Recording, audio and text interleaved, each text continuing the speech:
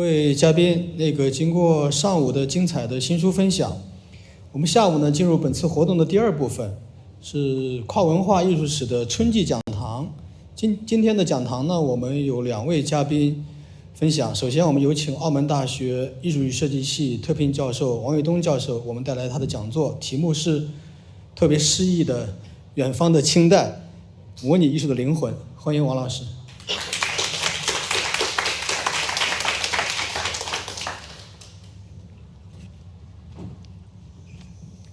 谢谢肖飞老师，也谢谢各位老师、各位同学啊，今天下午来听我们这个讲堂。其实李军老师这个讲堂在我们艺术史界已经是个传奇了。我一直没有机会参与因为都在北京举行嘛。我这几年也是有点懒惰，就是有点宅，就是一直没有机会去北京参加这个讲堂，所以今天能在澳门在方所这样一个这么好的空间跟大家分享一个我呢也是做了几年的一个项目。可能在座的同学有些同学已经是第3次甚至第4次听了，很抱歉啊，我这个尤其是我们澳大 DFA 2年级的同学可能是听过几遍了。有些同学，但是我保证是有一些新的内容在里边。那么这个题目呢，刚才肖飞老师也说了，就是有点矫情那么里边有几个可能大家会有疑问包括清代，包括模拟什么叫模拟艺术包括灵魂什么是灵魂？我希望嘛，就是在这个大概40几分钟时间，能大概的把这个讲清楚。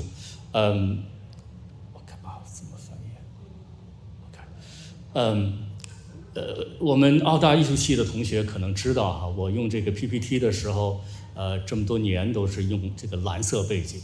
这个就是有一个原因为什么这么执着的用蓝色背景？就是蓝色是我最喜欢的颜色，而且大概过去6、7年的时间吧，一直在计划写一本书。就叫我把它叫做蓝色书我知道了，就是说在世界上其实每隔10几年就会有一本蓝色书的出版各种语言的那我也想从我一个个人的角度来写一本蓝色的书所以今天要讲的这个远方的清代呢，基本上就是我设计的这个蓝色书的其中的一章。那么就是为了给大家一个更大的这样的一个背景，我先介绍一下另外的2部分的内容吧。其中呢第2部分呢就叫暮光之书这个去年我给我们这个澳大 DFA 2年级同学上写作课的时候，其实大概讲过就是关于罗兰巴特跟蓝色的一个关系。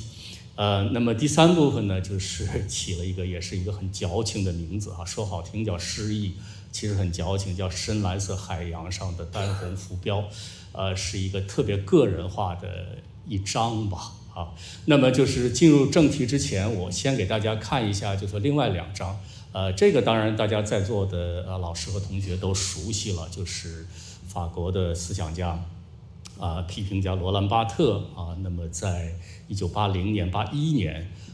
写的这本明史的这本书像孙燕老师这个做摄影的肯定非常熟悉那么这本书也是我个人呢，就是说可能最喜欢的书之一。这个书呢，当然很多人都谈过有一个问题就是说，就是左边这个图像是罗兰巴特这个就是说第1页上的一个图像很明显是一个宝丽来拍的一个照片。这个照片的这个摄影师呢，就是罗兰巴特的一个朋友。那么整本书基本上虽然他谈摄影，但全都是黑白的这种插图只有这第1幅，就是你一翻开书就是这样一个宝丽来的这样一个蓝色的一个世界。后来大家访问罗兰巴特的时候，他其实说过这个是摄影师拍的他的母亲的卧室的一个照片那么拍照片的时候，罗兰巴特的母亲已经去世了。我们大家都知道巴特跟他的母亲关系特别的紧密，一辈子就跟母亲一起生活所以他母亲逝世对他来讲是一个特别大的一个打击。那么整本《明史》这本书事实上就是写给他母亲的。但是很不幸哈，这本书出版了之后不久，他自己也出了车祸，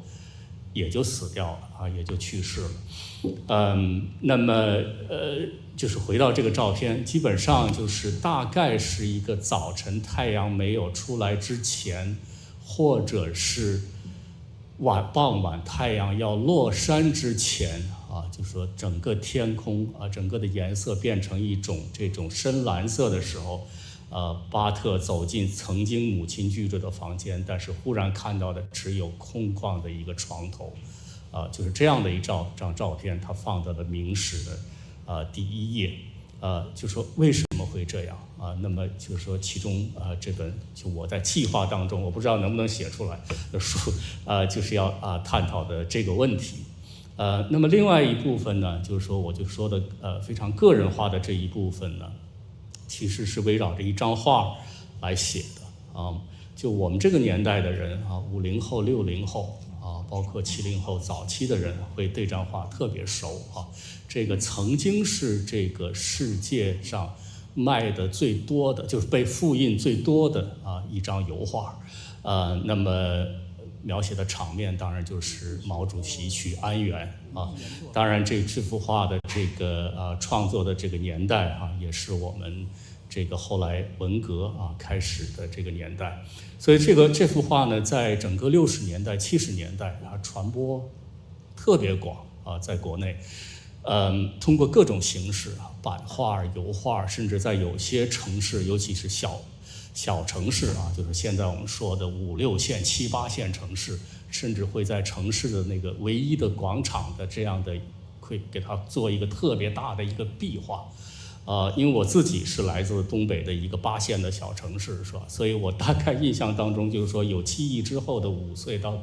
8岁，就是每天从那个广场上走过一个小朋友，每天看到的就是这样一个巨幅的这样的毛主席去安源的这样的一个画，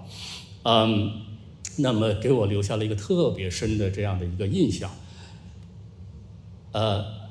当然了，就是说，当时看到了这个画面背景当中的这个蓝色，看看怎么回，就是毛主席背后的这种蓝色背景，那么当然了，就是说大家也都有这个经验当你是10岁之前的话，会对一些关于蓝的一些很奇妙的现象都会特别感兴趣当时我也是特别感兴趣，可是当时就说资讯不发达嘛，不是说现在有手机我可以马上查到。其中有一个困惑我的事情，就是说，这个人的血明明是红色的，为什么看着血管是蓝色的，是吧？一直这个对我来讲是个困惑直到很多年以后上物理老师才讲，哎呀，什么长波长、短波长、反射等等，才都明白所以红色和蓝色对于一个这个童年、一个少年来讲，它一直是最重要的2种颜色。当然了，就是说后来因为上了大学之后读这些我们古典文献我觉得就我们也有对于这个为什么红色的血会变成蓝色有一个更好的这样的一个阐释就是说这个当然是出自庄子了，就是说这个长虹因为这人很正义、很勇敢所以他死了3年之后，他血变成了蓝色就是说这个你的血变成蓝色说明你这个人是正义的、是勇敢的是善良、是好的我觉得这个解说一直到现在还是比这个物理学的这种所谓的波长这种解说对我来讲更能打动我。那么之所以这本就这一章这一部分要叫做深蓝色海洋上的单心浮标，它是有一个原因就是为什么呢？就是说当时我每次就现在努力回忆的话，真正吸引我的目光的还不是说毛主席这个形象，他穿的这个藏蓝的这个袍子或者背后的这个蓝色背景，而是他手里拿的这个油纸伞。这个照片不是特别好因为至少当时我家的那个地方画那个油纸伞是特别鲜亮的那种油纸伞，就每天我从这张红色的一颗颜色的斑点下走过，我觉得特别打动我的一件事情。那也是哈，就是说就感觉整个像汪洋大海中，它忽然出现了一个红点在里边，所以我一直想找一个合适的画或者一首诗来去描绘这个感觉，我就一直找不到啊，直到去年，在读一个美国的一个作家叫 Maggie Nelson 啊，我们这 DFA 有些同学知道啊，我们一起读过他的一本书叫《蓝色》。他写过一首诗啊，叫做《The Deep Blue Sea》啊，深蓝色海洋。我忽然觉得哇，我找到能描述我当时5到8岁的，就是看到这幅画壁画时候那个感受。我给大家快速的读一下这首诗啊，大家看一下这个英文，我来读一下我的这个中文的翻译啊，翻译的不是很好，因为比较快。好。他这个基本上只是描写这个作者 Maggie Nelson 啊小的时候的一个感受，然后他突然读到了一个诗人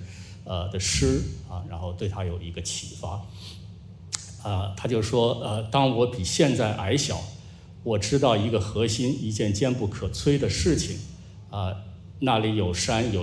比我的母亲更有母爱，有潮湿的沙子，它活着。只是为了变得更潮湿我不知所措，但知道词汇可以取得很精妙的平衡。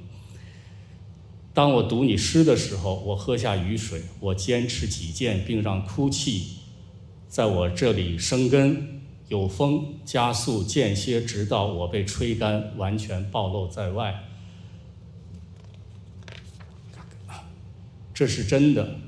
你说没关系，所以今天我完全松绑，变作卷曲的绒线，在衣服网格里游戏，有时被残忍抽象的柔软弄脏，像雨水润物般的柔软，像幼小灵魂转世般的柔软。你把它扔出去，只是暗示向哪里看。我游动，接着它突然浮现。下边就是这一句深蓝色海洋上的一只单心浮标，只是向我眨眼。我觉得就是这句话最后，这首诗最后这句话，可以就特别好的抓住我当时就童年时期的对那幅画的一个感受。好，这个都是一个怎么说呢，是一个背景介绍。而且李军老师，我可以剧透吧？其实我们现在下午这2讲都是我们年鉴7的一个内容了，上午我们还在年鉴6我们下午已经到了年鉴7。年鉴7，李军老师说主题会是何以中国我先剧透了不好意思。那么我这个文章也是就是说写的时候也在想这个色彩何以中国色彩，其实这是我背后要考虑的一个问题。那么下面呢，就是我要讲的就前面讲的内容，其实在2年前在广美，其实试图要给本科生，就是说入学大1的本科生讲过一次，但那天就是说晚上忽然就发烧，然后第2天就说不出话来了就是一种未遂的一次演讲。我当时还给起了一个这个也是煽情的，叫蓝色的灵魂美术史的快乐与忧伤但这个一直就没有机会再去讲。那么今天呢，这个就是回到我们这个远方的清代所以接下来我基本上就是来念一下我这个讲稿吧OK 好。现代化以来呢，有太多关于色彩的讨论，所以说如果让我来这个选择阵营的话，我一定会选择歌德或者维特根斯坦的那个阵营。也就是说，我相信如果没有关于色彩的言谈，色彩就不存在，色彩至少就失去了生命色彩是人与世界合作的产物或者按照现在时髦的说法，色彩是人与世界合谋的产物但这样呢，就决定了色彩的模糊性和不确定性。高清是色彩的大敌所以这里边就存在了一个问题这样来说呢，关于色彩的讨论其实完全不适合，也不应该用基于屏幕色或者网页色的 PPT 来进行就是很抱歉，我们这个今天这个环境是错的在很大程度上就是我们现在用的这个数字技术是色彩的终结者。那么如果可能的话，其实今天讲座的理想环境啊，应该是这样的，就是大家看到的这个马列维奇的这幅画里边的样子啊，大概2、3人哈，最多6、7人哈，可能超过10个人就不行了啊。那么站在一个小山上啊，可能是一个晴天，那么这些人在遥望远方深蓝色的山，绝大部分时间基本上就默不作声啊，偶尔的才交谈几句。我觉得只有那样的环境，才让我们对于色彩能有一个真正的感知。但是呢，就是很遗憾，在当今数字化的世界，在荧屏色和网页色左右着我们色彩感的时代，这几乎就是个奢望啊！我们不可能想象今天的30个人走到澳门的哪一座山上去做这件事情。如果说在工业时代，人通过制造炫目的颜料，造就了人类历史上的第一次色彩污染当然是带引号的色彩污染那么数字技术正带来第2次色彩污染。正在发生的这次技术革新，提供了更加炫目、更加清晰的色彩就像大家可以现在在屏幕看到的。那么由于这类色彩的无孔不入，它可能会最终在根本上改变我们人的色彩感受力，人对色彩的感受可能会变得前所未有的平庸、乏味、沉浮和麻木。幸运的是，有些色彩现象，数字色彩可能永远无法掌控、无法接近因为数字技术不知道如何处理局限性的问题尤其不知道处理人类视觉和模拟艺术的局限性问题，就是它能挑战它能变得越来越清晰、高清但是它不能模拟人眼的这个局限和模糊的这个问题。在这里边给大家举一个例子就是所谓的绿闪现象我不知道在座的有多少人见过这个绿闪现象。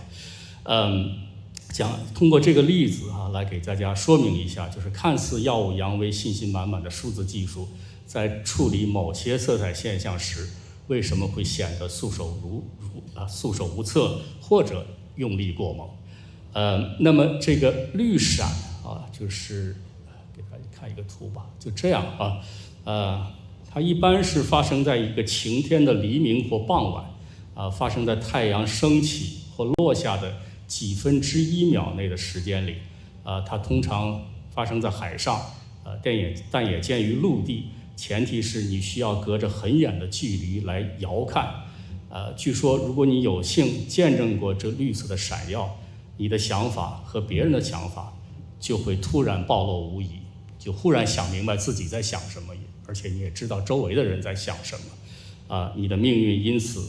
会被改变，你甚至能达到佛教意义上的正心的境地。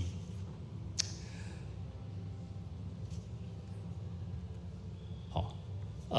那么1986年呢，大家都熟悉的一个法国导演就是埃里克·侯麦他曾经拍了一部电影，就叫《绿闪》当然这个绿闪这个镜头就是出现在这个电影的结尾之处。所以呢，当时因为还是胶片摄影机的时代，所以这个侯麦呢，他就带着他的这个人数不多的这个摄影的这个团队，到了摩洛哥附近的一个群岛上面待了几个月的时间，尝试着去抓住这个绿闪时刻，这个绿闪现象，但最后很遗憾就是没有见到所以说这个电影最后放映的时候看到的这个绿闪呢，事实上是他后期制作的时候加进去的一个绿点那么当时是怎么拍的呢？看过这个片子的老师和同学都知道这是最后的那个镜头那么2个人就忽然的就看到了海面上的，就是说那个一闪而过的绿闪绿光。那么2个人就是潸然泪下，就忍不住的流下了眼泪但其实就是无非就是侯麦这个导演站在他们前边，拿着一个红白色的一个 backpack 一个背包，说你们2个看这里，看红白色的背包，但心里想一闪而过的这个绿闪。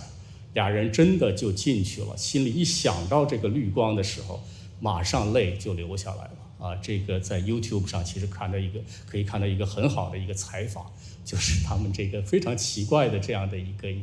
当时拍摄的一个现场。那么绿闪现象当然也吸引了很多当代艺术家啊，比如说这个呢就是英国的一个艺术家哈，叫塔斯特丁啊，这个我们DFA 同学都非常熟了啊，他有一个影像作品叫做《阳光四重奏》其中的一部分呢就叫做绿闪啊，或者是绿光。那么他呢就是说也是为了拍这个绿闪现象，他就到了马达加斯加啊，这个非洲的马达加斯加的一个村子里边，他是隔着这个莫桑比克海峡，然后用他最熟悉的这个胶片相机银盐的摄影来去试图拍摄这个绿闪现象。那么他拍的那一天呢，在他旁边还有2个拿着这个数码相机的人，因为这个已经是2001年了，数码相机已经非常普及了，所以都拍了那2个拿数码相机的人也拍了，他也拍了。那么 Dean 这个塔斯特迪恩觉得好像是看到了这个绿闪，但是他并不确定，他也没法证明自己看到了，因为我们都知道这个银盐这个胶片你不可能马上冲洗出来。但是他旁边的这2位这个用digital camera 的这人就马上说没有。为什么没有？你看我们拍的即刻出来，没这个现象，是吧？这只是我们的错觉。那么事实上他后来迪恩1个月之后回到伦敦冲洗出来他的照片之后，就是这个照片真的这个绿闪现象当时是出现了，只不过是疏忽而逝的一个绿光就是说肉眼包括这个至少当时的这个数码相机是完全捕捉不到的。所以当时迪恩就得出了一个结论，他就是说对于数字世界的像素手段而言，这种现象就是绿闪现象太难以琢磨。那么我看24年的时候第一次讲座的时候，当时我讲完这句话，因为可以看到网上的评论嘛，我是在这个线上讲，网上评论就是说王老师你有一个硬伤，有一个错误，现在已经数码相机完全可以拍到这个绿闪了。后来我查一下，学生帮我查一下，确实就是说20年之后那么数码相机当然可以拍到这个绿闪现象。可能更准确的说，现在数码相机可以清晰的、确定无疑的拍到这个绿闪的现象。但是问题就是在数字照片和数字视频中，它就是一个快速坠落的一个清晰的绿色的点而已。你再去看这些数码照片和这个数码视频的话，很难有热泪盈眶的冲动了因为它太高清、太清晰了。好，那么我就想说呢，就是当今的艺术家和艺术研究者有一个重要的使命应该就像塔斯特丁这样利用就是显得挺过时的这个模拟艺术，去尽量恢复人类本来的色彩感受力，恢复人类感受日常色彩的能力最终恢复人是感受日常的能力我想这个大家都已经切身的感受到了。我们完全被数字技术绑架，有的时候真的去看日常中的色彩，反倒很难去接受它、接纳它了。那么具体来说呢，就是利用模拟艺术我们一会儿可以探讨这个模拟艺术到底是指什么那么模拟艺术对我来讲就是包括文字艺术尤其是包括这种隐喻，大量使用隐喻的文字艺术。那么以色彩为主题，进行文字与自然之间、图像与自然之间、文字与文字之间、文字与图像之间，以及图像与图像之间的翻译。所以翻译，我觉得，至少对于现在的我们来讲，就是说无与伦比的重要。这个屏幕上大家可以看到哈，翻译的其实它的本意啊，从拉丁文那儿来，它就是平移的意思，就是把一个事物从原来的一个语境当中移到另外一个语境当中，是吧？那么一旦翻译发生，原来本来看似熟悉的事物，忽然会变得非常非常的陌生，这个也就是翻译或者是平移的力量。那么好的色彩翻译呢，会让习以为常的色彩变得陌生，制造色彩的陌生化，激发人们翻译的冲动。色彩的翻译，因为它缓慢、耗时、不确定，所以才有灵魂。色彩翻译的艺术是真正意义上的化学，就是我们大家小时候学的化学物理那个化学，但这里边指的是幻化之学。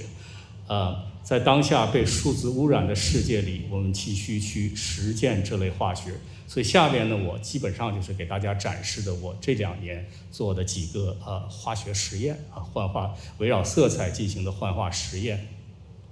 一个呢就是就是回到我们中文语境里边来了，就是跟这个英语国家的学者如何翻译我们中古的诗歌，尤其是唐诗这个问题。这个我们熟悉这个西方汉学的老师和同学都知道在这个西方翻译界汉学界有一个学派叫伯克利学派，基本上都是在伯克利的这个加州大学伯克利分校的东亚系那么开创者呢就是俄裔美国人Peter Budberg 中文名字叫卜彼得。那么他培养了一大批学生其中最有名的也是大家最熟悉就是 Edward Schaeffer 叫薛爱华那么薛爱华最近几年他的这个翻译的英文唐诗的包括研究英文唐诗的很多文章又倒着翻译成中文了，我觉得这是一个特别奇妙的一件事情。那么薛爱华自己又有很多这个学生了包括大家都熟悉的伯夷做道教的伯夷包括研究唐诗的这个 Paul Crow 柯夷，还有这个芝加哥大学的夏德安等等等等。那么他们在英译唐诗的时候有一个很明显的一个特点，就是他们采取了一种所谓的绝对的语文学家的一个做法，就是说呢，他们认为像世界上所有诗人一样，中国古代诗人极其注重用词和句法，他们使用的许多词汇仍然保留了这些词汇原本的意涵，就是它每一个词都是字斟句酌的，尤其是色彩词。所以呢，对于汉诗中的每一个用词，都必须经过长时间的语文学考证之后，才能确定下来它对应的那个英文单词。那么，其中中古汉语诗歌中的颜色词翻译更是如此。好，现在大家看到呢，就是说我们从幼儿园大家就背的杜甫的这个七绝到底讲什么呢？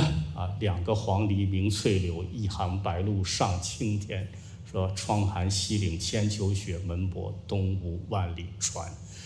有色彩词也有不断转换的这个镜头切换。如果我们是在拍电影的话，那么一字一绝这个到底是在讲4个时刻，还是4个不确定的季节？就说一首诗里边，我们就已经经历了4个季节。这个因为一谈到翻译，我们没办法，还必须要看这个翻译这个就是卜彼得，就是第1代这个伯克利的这个汉学家翻译的。那么我上研究生的时候老师就不让我们去读这个卜彼得的翻译，因为觉得这是英文上的一个灾难，是吧？美国人、英国人不会这么说话，这就是为了照顾这个要尽量准确的把唐诗翻译出来，才会变成这样的英文。当然那是20年前了，可是现在的话，你再去读它，觉得哇，真的是准翻译的。我就不读了这个因为下午大家也都比较瞌睡，我就不折磨大家了。但是这里边它有一个好处卜彼得的一个翻译，其实他把这个杜甫这首七绝里边的所有的对于时间、对于季节变化、对于色彩的这种非常敏锐的感受，全都翻译出来了。这首诗里边有五彩，5个色彩，有5行，也有4季而且不同的色彩是对应的不同的季节。那么这个都在它的比如说第一句话他就说2个黄鹂鸣翠柳那么这个他在英文翻译里边，事实上把这个黄鹂鸟的黑白两色都已经交代得非常清楚。而且翠这个词其实是非常非常难翻译。对我们中国人来讲，就现代中国人来讲，有时候一想，翠，这到底什么样的颜色才是翠呢？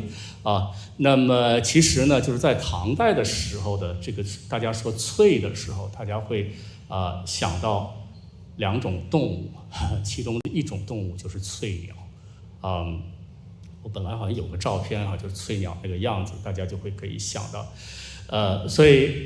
它其实它翻译这个翠的时候，它是把这个翠鸟的颜色整个就翻译进去了。那么翠鸟是什么呢？它是一种有着鲜艳的深绿蓝黑紫色的鸟它不仅仅是我们现在想的翡翠的那个翠，它是一种非常复杂的、非常精妙的这样的一种颜色。那么这第一句里边其实已经蕴含了3种颜色和3个季节，就是春天的这个翠晚夏的黄，以及冬季的玄黑这个都在它的一个英文翻译里边我不给大家看英文翻译，都出现了。这是最早的一代的翻译，还不是说特别的熟练。那么到了这个第2代，到薛爱华这一代 Edward Schaeffer 这一代，那确实是他们已经积累了多年的翻译的经验也知道如何去给这个中古唐诗当中的色彩词去溯源。所以83年的时候，薛爱华发表了一个非常重要的一个很短的文章，叫《太霞》。这个是我们中国唐代人经常说的一个太霞。那么薛爱华把它翻译成 Grand Aurora 这个一般我们想霞光是吧？什么是霞光呢？他找的是 Aurora 来对应那么这个日出破晓时的朝霞和这个和曙光，以及日落黄昏时的晚霞与暮光，这个是中古道教文献、道教诗歌中的一个经典的一个意象。中古作者诗歌作者尤其就把它称为太霞那么太霞的出现在唐代预示着道教诸神的降临。所以薛爱华呢，在这篇论文当中就把太霞翻译成 Grand Aurora。为什么呢？因为在罗马神话中 ，Aurora 是黎明女神，是吧？由于它的出现，黎明的天空会变成玫瑰红色。那么在日常的英文当中 ，Aurora 是种略带黄、有高饱和度、极为鲜艳的红色。所以我相信当时薛爱华花了很长很长时间来想这个怎么翻译唐代这个霞这个字所以在座有女同学如果叫什么什么霞的话，你回家自己反思一下自己名字多么美的一个名字只是现在一听好像农村大妈那名其实不是它有一个特别特别美的一个词源。那么不仅如此这个它还因为霞嘛它底下的那个就是上面是雨字，这是个声旁下边这一部分这个霞是什么意思？这个当时也是这个薛爱华要考虑的就是说好，当这个唐代人他用这个霞的时候，除了这个霞光，他在想什么？或者说他们抬头看这个天空的时候，看到了晚霞或者朝霞，他们想到了什么呢？那么薛爱华就做了一系列的就是说这个词源学的溯源或者古文字的这样的一个复原，就是说所有以霞为声旁的汉字他都给列出来了。这个只是我们举3个其中的例子。第一个瑕这个我们现代人都认识，瑕疵什么叫瑕疵就是有红色斑点的玉，是吧？玉本来纯白色或者稍微透明是最好的，上面出了红色的斑点那就不好了，那个叫瑕疵，是吧？然后就每天也不是每天大家经常吃到这个虾为什么叫虾呢？因为它是粉红色的所以这个虾这个声音它就跟粉红的颜色有天然的关系另外最后一个字闲暇这个暇字就是说本来它就是指的是中间地带、闲暇、间歇和缝隙的意思。所以唐代人一抬头看到了朝霞和晚霞，他看到了这么多，看到了粉红，看到了间隙，是吧？也看到了这个红色斑点的玉那么就是说，所以说所谓太霞，对于唐代人来讲，就是深蓝色霄汉中的一些粉中带红的裂隙这个是太霞那么然后呢比如说这个我们又回到这个补彼得就说第一代汉学家，那么他在翻译这个关于跟青就跟这次我讲的蓝色这个题目有关的这些词的时候，他也是进行了同样的这个古文字学溯源。其实说如果你溯源的话无论是这个情、经、清、静、请它背后都隐藏着一个生生不息的含义。所以呢，最后他得出一个结论，就是说蓝色是生命的颜色这个就是说这是给大家举2个例子大概能感受到这些伯克利的这些人到底他们是怎么样来做的这个翻译。但这件事情就是伯克利学派的这个做法其实非常非常有争议我们国内现在基本上就是接受国外英译唐诗的时候会有2个阵营一个就是伯克利这个尤其薛爱华这个阵营，另外一个就是大家熟悉的宇文所安。宇文所安是永远不会这样翻译唐诗，他都是用最正常的英文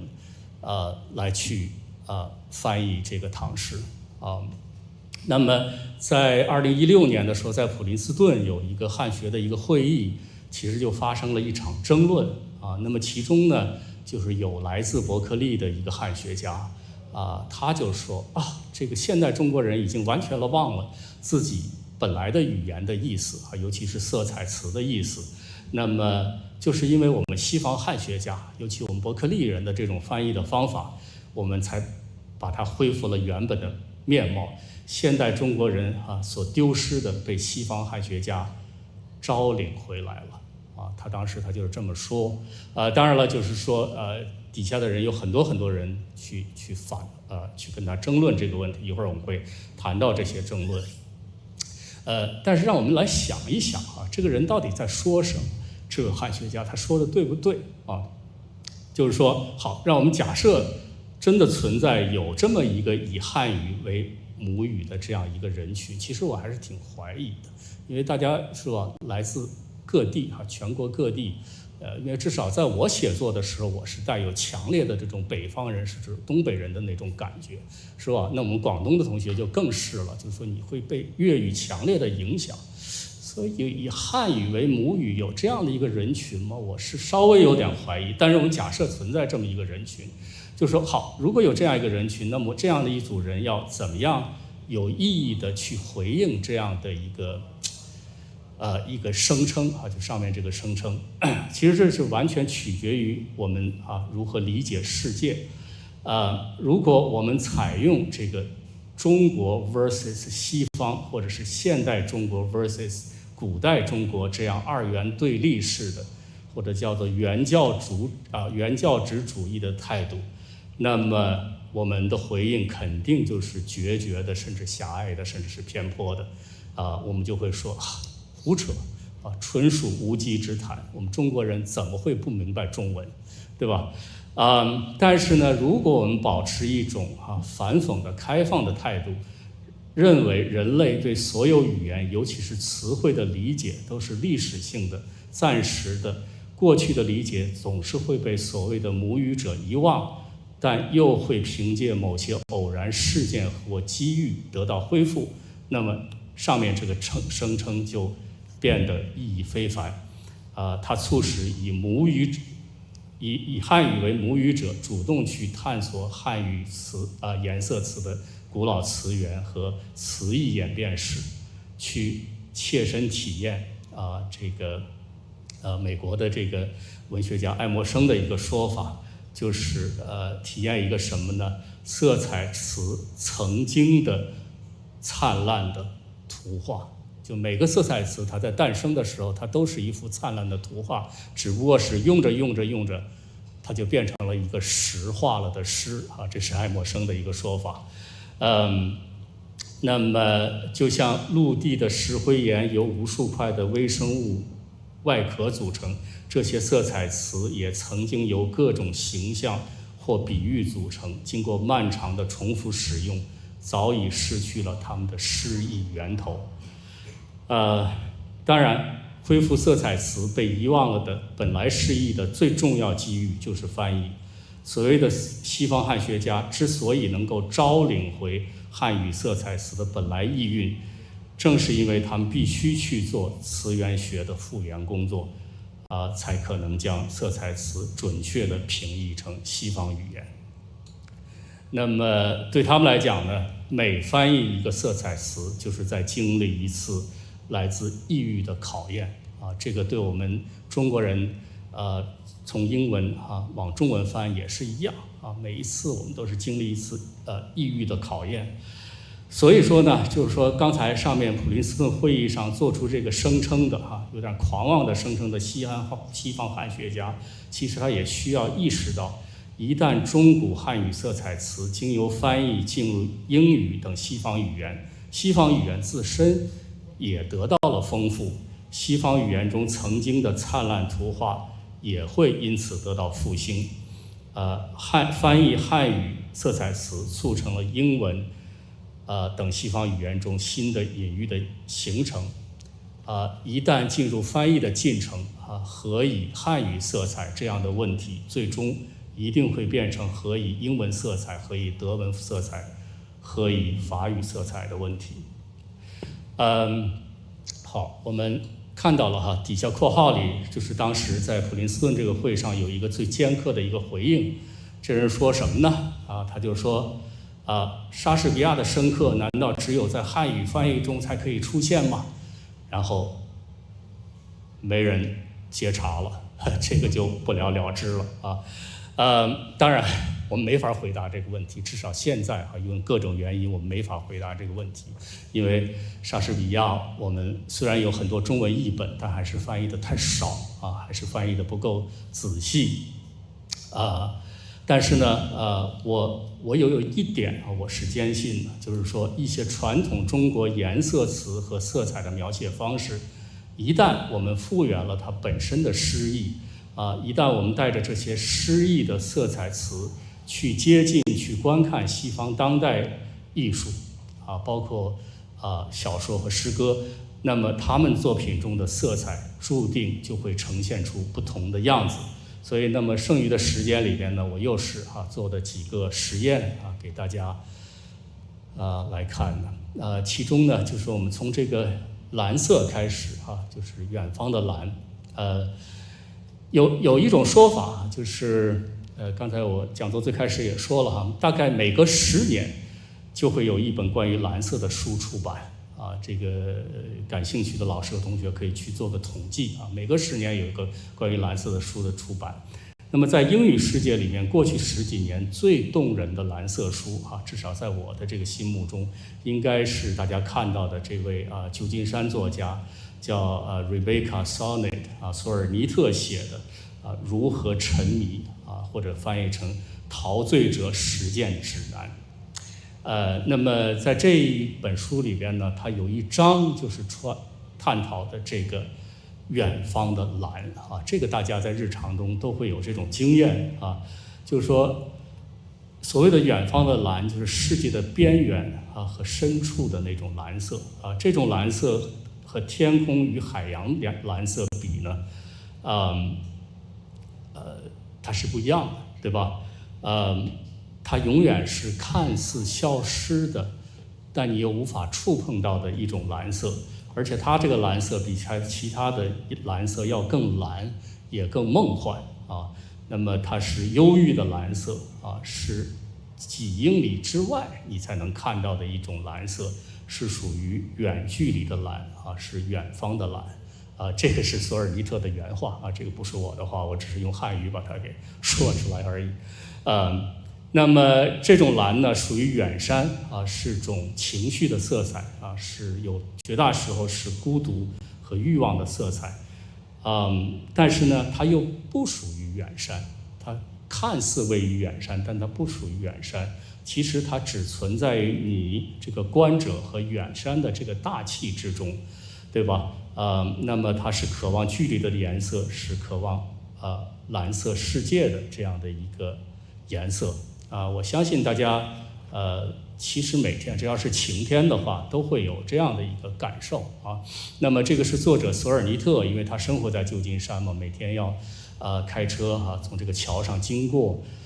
从这个山上往上开一个盘旋公路向上驱车前行啊。这是他离开旧金山回家的时候拍的照片。那么有时候他就回头一望这一看这个旧金山，它就是完全被笼罩在蓝色之中，像一个梦的城市一样。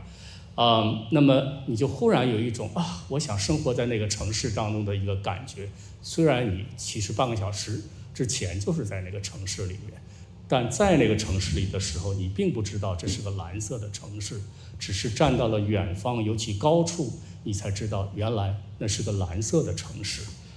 那这种现象呢，其实如果到一个空旷地带，就特别的明显了。比如说大峡谷那么看远方的蓝，可能最好的地点就是大峡谷。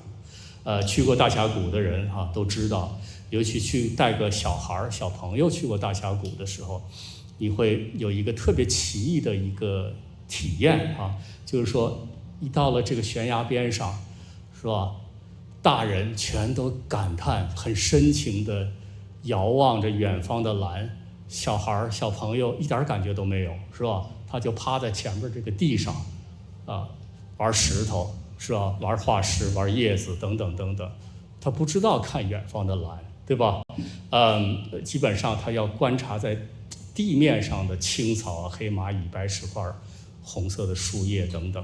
为什么呢？因为距离不属于孩子，对吧？就说一旦你开始学会了遥望远方的蓝，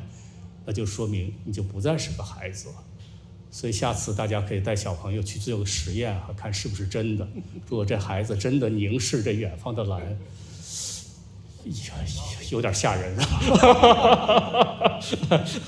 当然也可能他早熟吧也可能有诗人的气质吧，不知道了。那么我们在座因为有很多DFA 和美术史的同学，其实在画作里有很多对这种远方的蓝的这样的一个描述。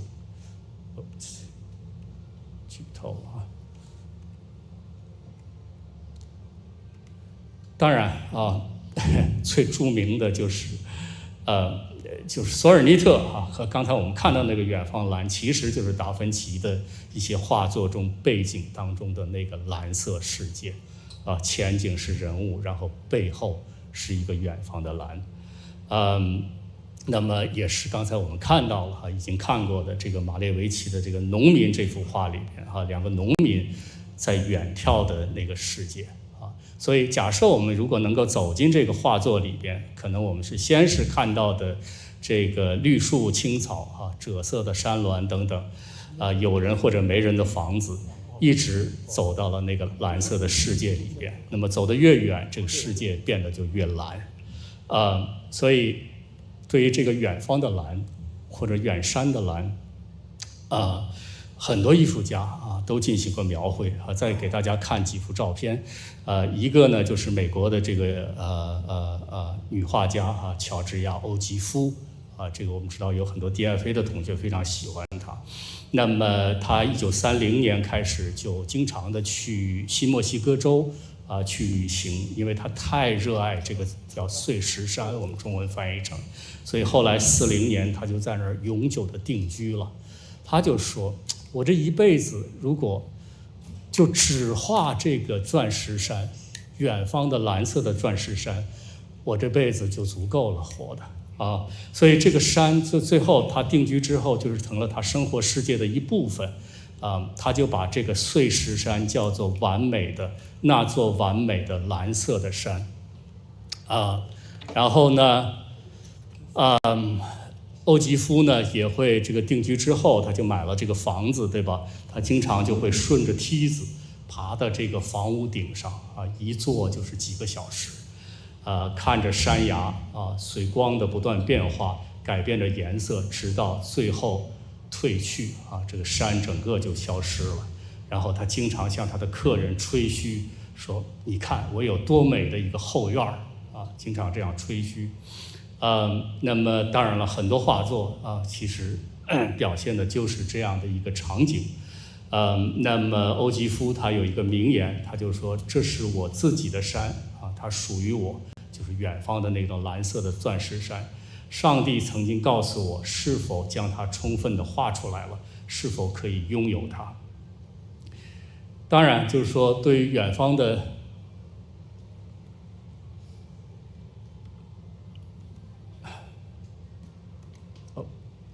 这个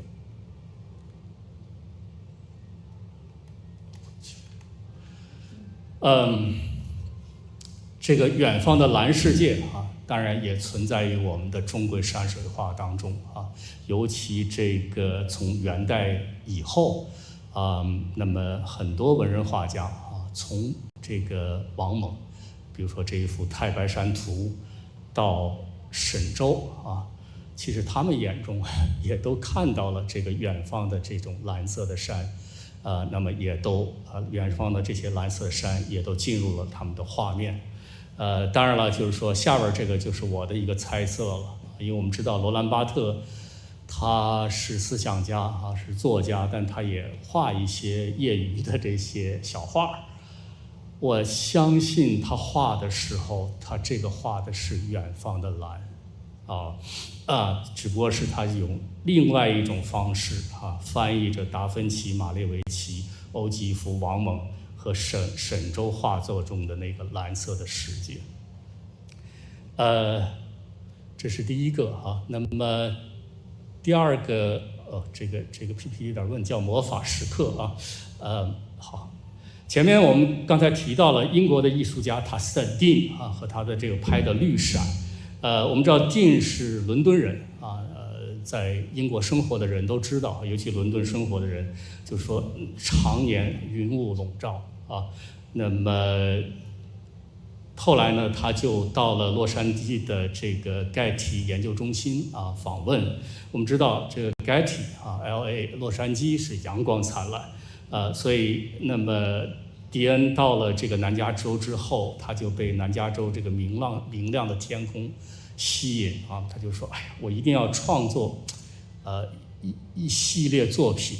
来传达我这种对于这个洛杉矶天空的这种喜爱。”所以后来他就决定他要创作一系列石版画这是石版画。那么描绘的基本上就是洛杉矶，因为去过洛杉矶的同学都知道它这个洛杉矶天空的颜色变化特别的丰富。他选择的呢，他自己说是那种所谓的通过时刻，就是说，比如说从下午4点到7点这样的一个时刻。那么2021年这个石版画呢，他给他起的名字叫做魔法时刻The Magic Moment。描述的就是天使之城的天空从黄昏时刻，从绚烂斑斓走向傍晚的那段历程。那么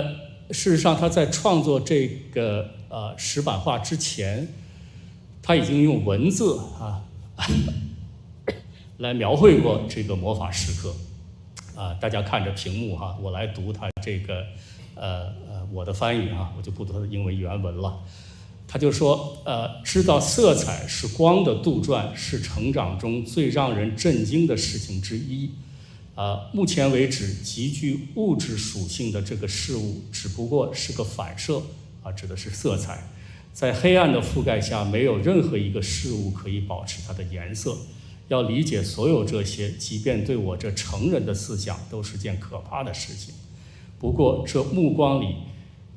暮色的暮目光里即将被遗忘的色彩，其脆弱也造就了属于它的壮丽。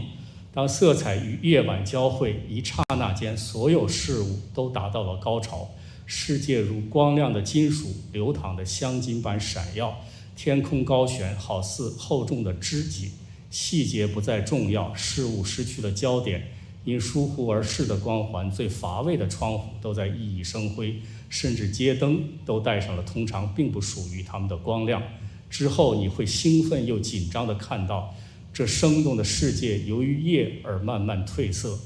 那深红褐色和金色失去了光泽，逐渐侵入的单色无可置疑地成了夜的毯子，模糊又朦胧，最终褫夺了色彩神秘的幻象。其实读这个的时候，就要从左上慢慢的移到右下，这个就是用文字尝试着去捕捉色彩。当然大家看到的是用画作来尝试捕捉色彩。当然了，这个只是我的翻译，因为他是在Dean，如果大家感兴趣去读他的原文。Dean 对我来讲，我多说一句说给我们 DFA 的同学，美术史的同学可能也要听一下就是说，最好的艺术家一定是最好的作家，反过来也一样，最好的艺术史家一定是最好的艺术家。他真的是一流的写手，一流的作家。所以用完全不同两种媒介去接近色彩，大家可以去尝试读他的原文。问题是好，这是他费了很久，可能写出了一段话，几个月、半年才写出一段话。那我也是花了很久去翻译它。好，如果把塔斯泰丁的这段英文非常美的英文放到 AI 里边，会产生什么效果？所以2023年这是2023年9月的时候，我就说我试一下 AI 吧。当时还没有那么的智能这是必应的一个挺 low 的这么一个翻译了。我说我们给它提高难度来个中文版的，而且是文言文的。你给我把这个迪恩，看他说这个文言文他会说成什么，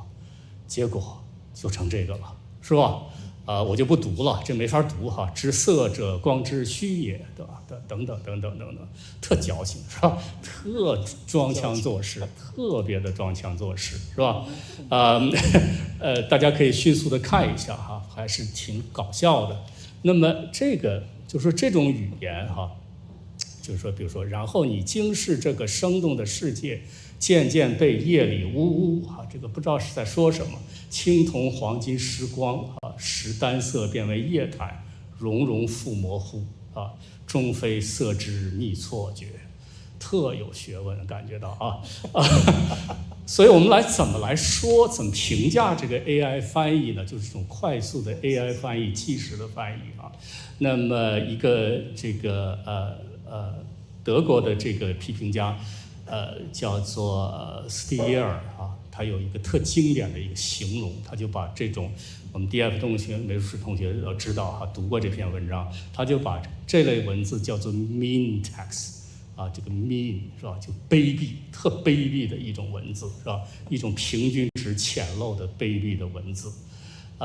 那么至少23年我不知道现在情况怎么样了。那个时候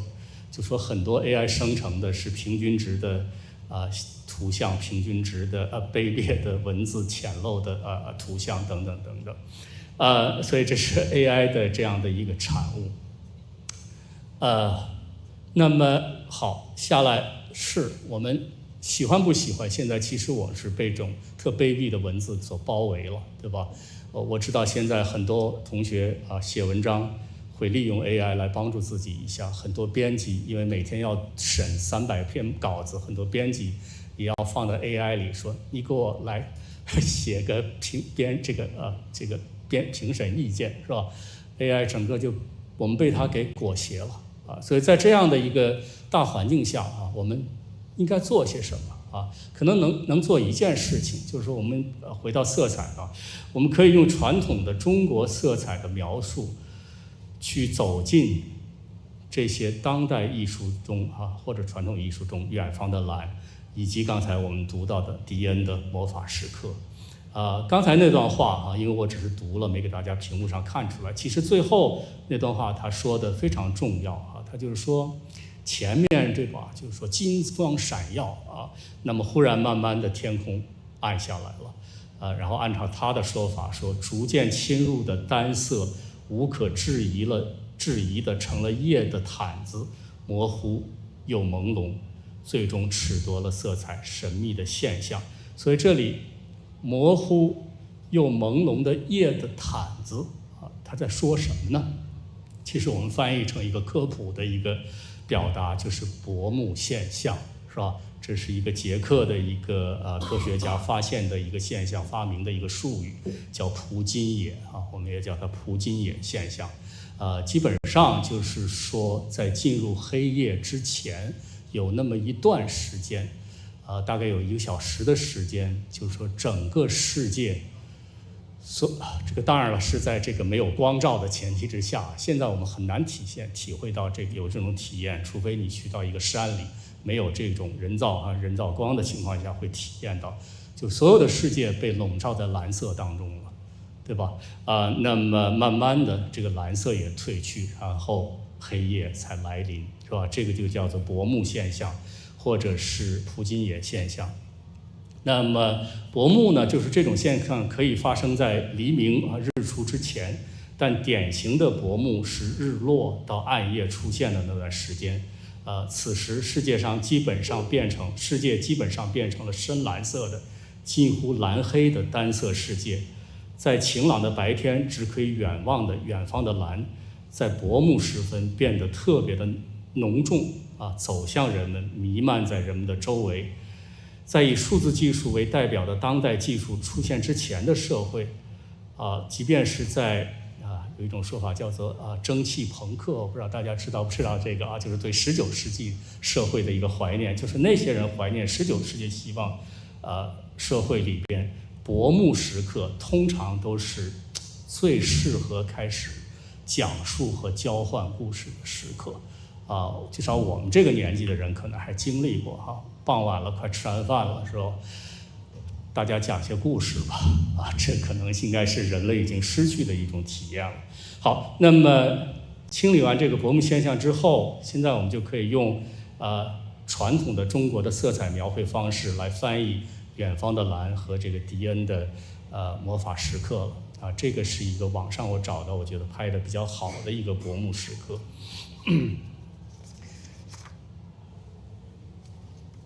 好，刚才呢就说迪恩的这个版画和迪恩的这个文字，魔法时刻的文字，其实它是描绘了2个阶段那么第一个阶段其实就是太霞时刻，是吧？迪恩费了大概用几行来描写这个太霞现象。其实我们唐代人已经发明了一个这么好的词，就叫太霞，是吧？在这个太霞阶段或者太霞时刻，是绚丽的色彩合唱和变奏的时刻是发生在天上的一个太霞时刻。就在这个时候呢，天空上霞光万丈，异彩流金那么我们唐代有一首道教诗可以用来描绘洛杉矶的这个时刻，叫绛树结丹石，紫霞流碧金那么其实我们从小还读过大家非常熟的一首诗，描绘的就是这个太霞时刻的最后的那么几分钟，这个就是王维的《鹿柴》当然这个也是有争论了到底王维在写什么那么可能最终就是说这个答案在最后一句就是返景入山林，复照青苔上当然也有说成是返影入深林复照青苔上。这个影或者景到底是什么意思的问题，是吧？在唐代它基本上就是阳光的意思。所以说梵景就是落日的余晖，最后洒进了森林里边，然后照到绿色的青苔上，之后不久，那么就来了一个蓝色的时刻了。但是王维没有说，只是在这儿就戛然而止了。所以他描绘的是太霞时刻的最后那几分钟那么接下来这个时刻是什么呢？我就把它叫清代时刻那么就是清代时刻，就是远方的刚才我们看到那个蓝走到我们身边的时刻，也是王维的这个后鹿柴的这样的一个时刻。为什么叫清代清代我们知道它是个传统的中药对中医有了解的。那么它源自一种就是马兰蓼兰或者松兰的这个叶子那么我查了一下药典他说微有草腥气，味淡，功能主要为清热解毒好，当然在我们这个中文语境里边从中古一直到明清时期，当我们说清代有时候也会说远山清代有时候呢清代又会用翠梅来替换。在古代，当我们说清代、翠梅或者远山清代的时候，是有两重含义一种呢，就是我们真的是指那个远山，就是刚才我们看到这个旧金山这个作家看到那个蓝色的远山，叫远山清代，叫清代。另外后来衍生的一个意思就是佳人的眉毛，是吧？我们知道古代的女子化妆的时候，陈芳教授不在他可能告诉我们更多画蓝色的眉毛，深蓝色的眉毛当然男的有时候偶尔也画，是吧？所以这个清代眉，它指的就是说美女或者是美男子那么有时候我们看到清代的时候，我们不知道到底这个诗或者这首词，它描绘的是一个景象呢，还是一个佳人呢？还是一个帅哥呢？完全不知道比如说像这个就是明代屈大均写的点绛唇大家迅速的看一下，至少我看不出来，他是在描写的风景还是在描写的人。当然我就觉得可能这些词人或诗人是故意的在玩这个双重意象，就清代背后这个词背后隐藏的这个双重意象。当然了，就是说无论如何，不管是清代的远山，还是画着远山清代眉的佳人美男嘛也包括因为在座很多有女同学，我不能老说佳人都是不可遇不可求之事，是吧？就是说他们都属于远方，属于距离都代表着无法满足的渴望，一旦遇到马上又会离你而去他这个远方的蓝，远方的清代和画着清代眉的佳人，就都有这个特点，只可远观好，那么我马上就完了最后我们回到这两幅照片所以呢，就是说我们刚才这样狄恩的太霞时刻我们复原了也就是所谓的王维的后鹿柴时刻鹿柴时刻其实只是个绚烂的前奏在他之后的清代时刻才是令人灵魂出窍陶醉其中的时刻，才是时间和空间远与近的边界被泯没的时刻，才是灵光乍现的时刻。在这时本来属于远方的清代包裹了你，但仍然无法接近它触摸它，你能做的只能是陶醉其中，清热解毒，同时感受短暂和永恒，广阔与幽闭，快乐与忧伤。处在清代中的人，就像人类学家陶希格说过的，无法区分狗和狼、猫和老虎，因为事物和事物的影子已经无法区分。在清代色目光中，现实与艺术交换了位置，进化由此发生。我就讲到这儿吧，谢谢大家。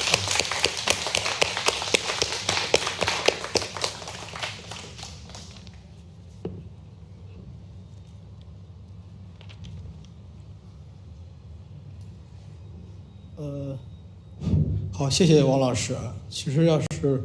王老师如果是这样是算矫情的话，我愿天天被这矫情笼罩着。这我第一次听您完整讲的。要不坐？没有，刚才那个谁，他说让我一定要站在这个光晕底下。好的。那个，当作为主持呢，我只能简短的谈一下我的感受。我觉得王老师讲的不光是跨文化艺术史，它有点像一个跨感官艺术史，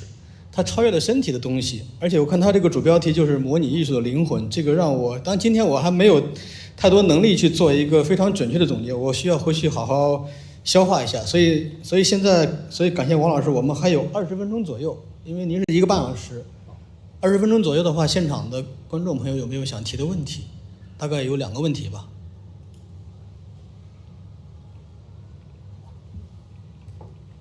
谢谢。那个就是，其实王老师的讲座，我觉得用一种很美的形式给我们提供了非常丰富的，而且很多层次的信息和感受的叠加，所以其实有很多问题可能私下再跟您请教。就是现在我觉得想提的，可能一个最重点的问题，也是我刚才跟您特别简短的交流，就是您提到的这个翻译的问题。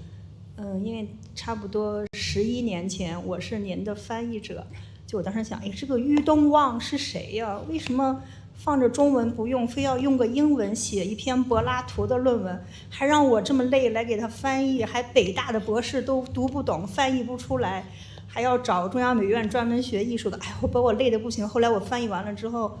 我真的觉得学到了很多，而且我就在想，为什么一个中国人要用英语写柏拉图的哲学、社会和当代艺术反思的论文，然后又一个中国人要把它用英文翻译成中文。您刚才其实也讲到了这个翻译的问题，它不是一个语言之间的翻译，就是这个我作为您的英文文章的几十年前的一个很粗陋的译者，今天听您的讲座，我再反思起来，这可能是一个感知方式和思考方式上的平移，就是说，可能从您的角度，您必须做到用英语思考研究，然后用英语写作。然后作为一个中国的译者，我必须也能够用英语思考，并且想象您是怎么思考的，然后我要用我的母语中文，把一个中国作者的英语论文再翻译成中文，这里边我算了一下，大概有4到5层的这个平移过程。所以我觉得在这种情况下，可能我们穿越的不是一个语言的问题，是思考方式和感知方式的问题。就像您举的例子太狭，可能都是像您之前在新书发布会上说的，就是我们设计师也好，艺术家也好，艺术史家也好，其实我们是特别依赖于视觉的这个 visual culture。观察这个霞光，或者您讲的蓝色，或者去阅读柏拉图，那么然后刺激我们思考，思考完了之后，可能我们用文字把它呈现出来。就这里边，我觉得会产生很多变形。虽然translation 是个平移，事实上我觉得平移是不可能的，它在每一个层次的转移中就会发生变形、偏移，和您作为作者，我作为译者，我们在自己个人非常有局限的认知范围之内感知方式的扭曲，就这么扭来扭去之后，可能我们就必然的一定会失真，这个真是找不到的。就是我翻译您的论文的时候，我翻译完了之后觉得我尽了最大努力，可是跟您的英文的写作相去甚远，最后它是一个我用中文的重新写作，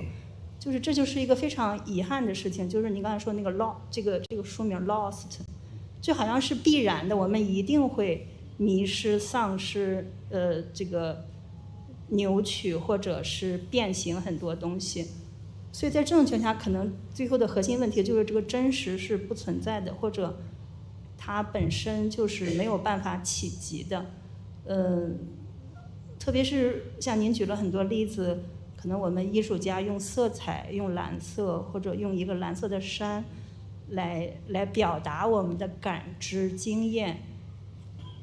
可是它的表达和观看者的接受又会发生很多平移的丧失、扭曲和变形。这个我觉得是不是也可以把它理解成这个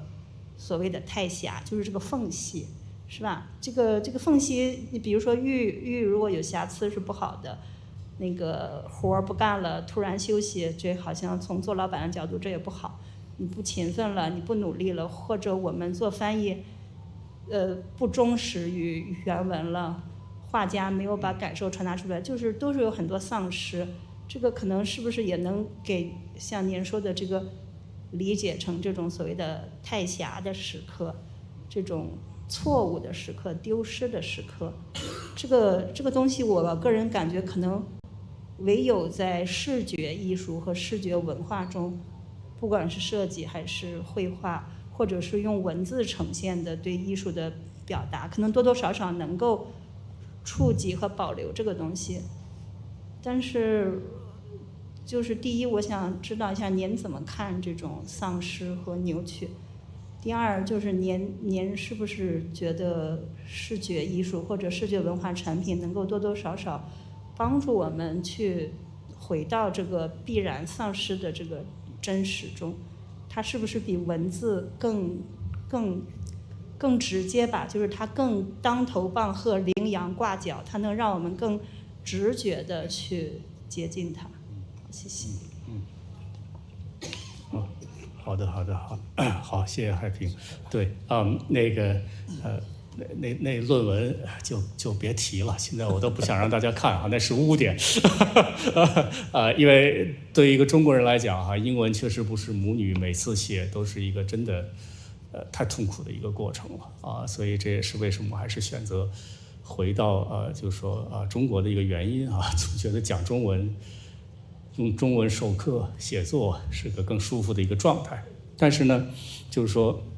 刚才你说了这个lost in translation 的问题哈，就是说这个也当然大家都熟悉这个英文的这个表达了，就是在翻译中丢掉啊，就只要一个事情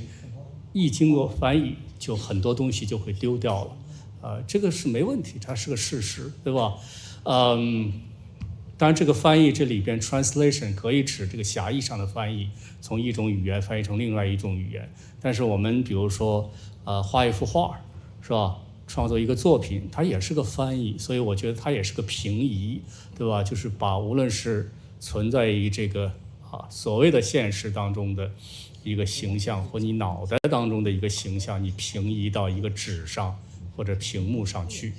它都是一个翻译的这样的一个过程。当然就是说，一旦你翻译，它确实很多，你永远不会100%的捕捉到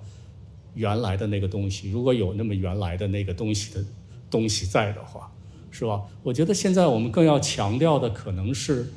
叫做 found in translation。你经过翻译能发现什么？我们都知道它丢失了，对吧？肯定要丢失，但能发现什么？对吧？我觉得，比如说我要翻译这个塔斯丁那段魔法时刻的话，一个是我重新对我们中国汉语里边的这个颜色词重新有了一个理解，我意识到原来太狭是这样的太狭我也不觉得我周围的叫霞的朋友女孩子那么庸俗我觉得真的这是很重要的一件事情，对吧？那么另外一个呢，就是说他让我去抬头看天空让我就是说真的晚上经常在横琴，有时候会几个小时的时间就看它从太狭时刻转变成清代时刻这个转变这个对于我们现在来讲也是个奢侈就是说如果我不做这个翻译的时候，我永远不会想去看这个蓝色的远山今天来的路上我还找了个机会还去看了一下，就如果没有这个翻译的压力，我就不会去做这个事情所以我觉得是不是我们能把重点放在这个 found in translation， 能够在翻译和平移当中发现什么这个当然我们这个 DFA 的同学肯定更有发言权，是吧？当你要去尝试用一个作品去试图接近或者捕捉一个什么时候，你特绝望，你觉得我永远也抓不住它，但是好处就是说你会不断的去看它，去想它我觉得这样一种所谓的实用主义的这样的一种态度，可能对我们当下的世界更有用一些吧。对我们个体来讲，可能也更有意义一些。我不知道，我回答了没有？谢谢于东老师，也谢谢刚才李军老师提醒我们可能中间需要休息一下，好吧？待会儿我们10分钟以后回来，然后李军老师来继续讲，好吧？谢谢。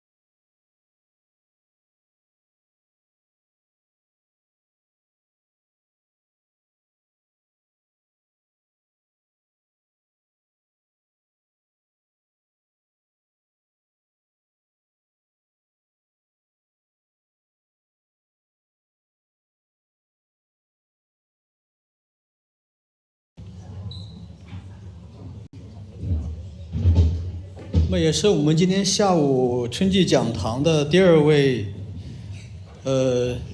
讲者啊，澳门大学艺术与设计系主任、跨文化美术史年鉴6物的时间主编李军教授。那么他可能想先简单评论一下刚才王玉东老师的这个演讲，然后再来宣讲他的这个报告，题目是何谓中国跨文化艺术史的视野。大家欢迎。好，各位在座的朋友啊，线上的朋友啊，大家下午好。实际上，其实在开始我这个讲演之前呢，我觉得我这个情绪还沉浸在刚才这个王一东教授的那个演讲的那个氛围里面，啊，这是好像还没有出来。我觉得在听那个王一东教授的演讲的时候，虽然我是听第2次了啊，但是我还是觉得还是像新的一样。我觉得就是王一东教授的那个演讲，他的那个标题，他的副标题叫那个模拟艺术的灵魂，然后他前面的正标题叫远方的清代。其实我觉得在我们现在这套丛书吧，我觉得我在刚开始的时候，上午我也说了，我觉得我很喜欢王一东教授的文章，我总是把它放在其实我们这个最重要的栏目里面。我觉得在有他的文章的那些专辑里面，他经常起到的是一个灵魂的作用，就像刚才说的那样一个灵魂。但是王一东教授的那个灵魂呢，我觉得他是在文字中，甚至于在他的那种歌的视频屏幕的一个演讲中，这个灵魂都是漂浮的。这个漂浮呢，就是好像是也像某一种他所说的一种远方的清代，是可望而不可及的。但是我觉得在他演讲中，在现场，这个灵魂是突然之间是附体的。这个附体就是像明神降之啊，这个地自降西北除我，木渺渺兮啊，秋风啊，这种我觉得这种降神、这种降临，使得这个灵魂有了一个跟大家的那种交互和交融。其实我觉得这个远方的清代，虽然王一东教授是在讨论色彩，但其实我是觉得我想补充一点，这个补充一点是什么呢？就是其实这个蓝色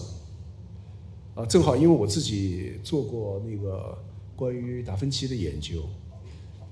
达芬奇在他的笔记里面，他讨论的蓝色的形成，这个蓝色，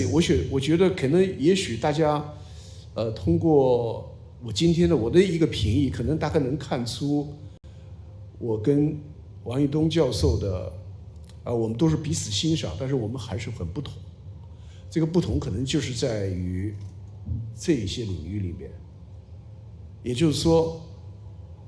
就像我去研究那个达芬奇一样，达芬奇在讨论蓝色的时候，他就讲那个蓝色就是天空的蓝色。天空的蓝色实际上是它的存在需要有2个条件。第一个条件，它天空的蓝色不是一个自然的颜色，它是对一个观看者，对一个视觉的观看者的眼睛所产生的一种色彩。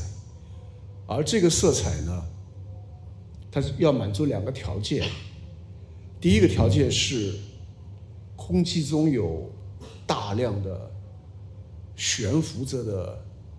水分，就是那个空气中有很多很多的水分。因为达芬奇研究那个就是自然的循环，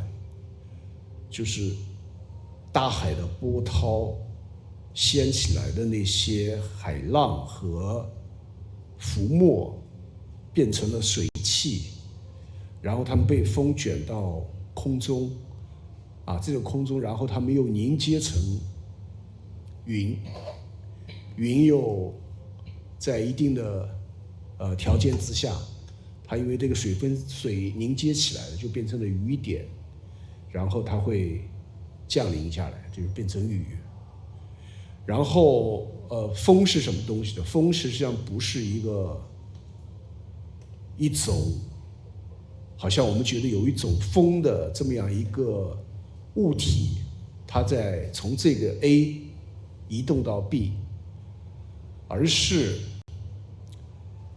当那个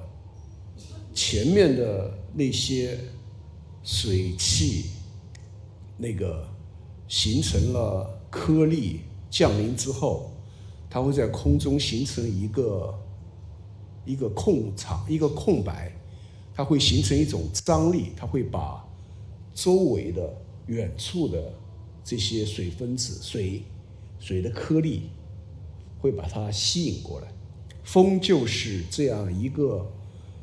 已经降临的雨所留下的那个空隙空白，所从别的地方牵引过来的那些水分子本身。好，这是讲的是一个自然的循环，自然的运动，是吧？山河湖海其实就是这么一个循环。但是蓝色到底是什么呢？天空的蓝色到底是什么？我刚才讲到2个条件，第一个条件就是空中有大量的微小的水的颗粒，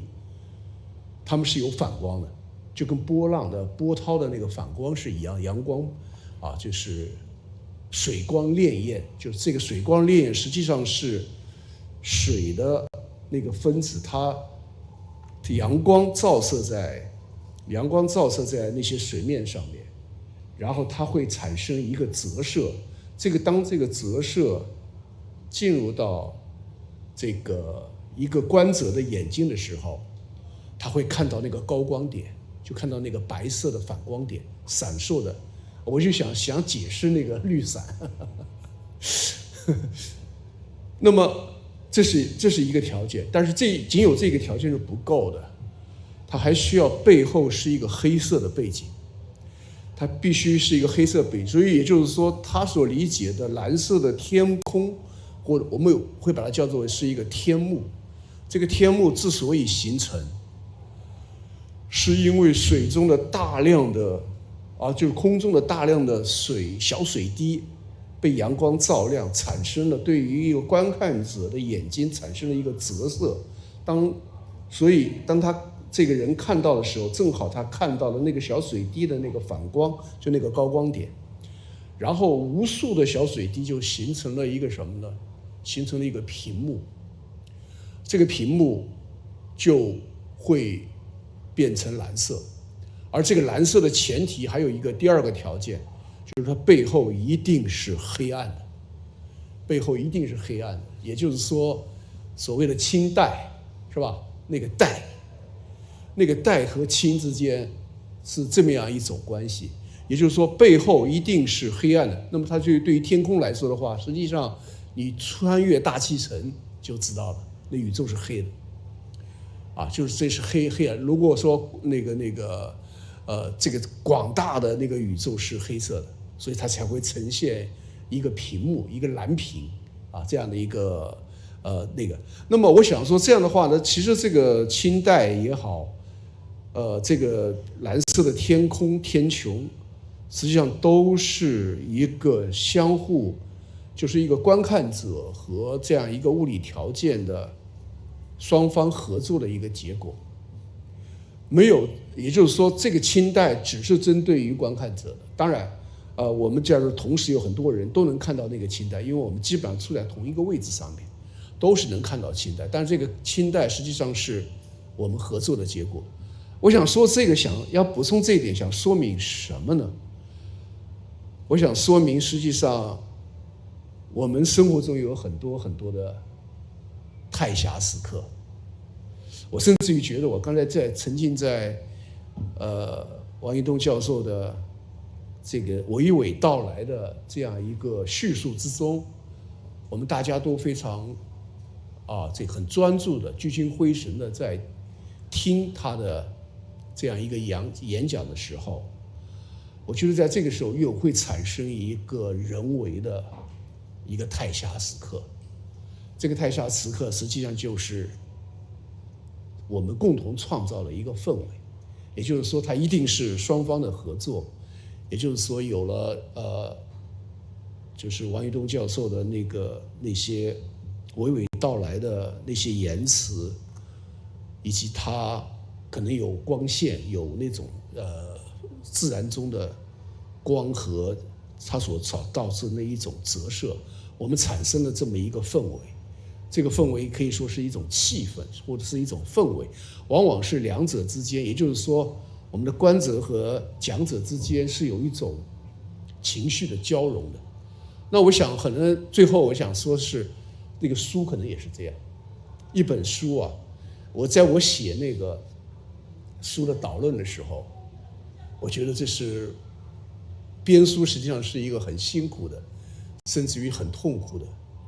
甚至于还要帮着校稿，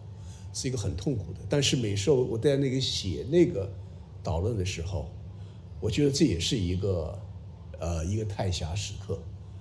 这个时刻就是什么呢？就是说不同作者的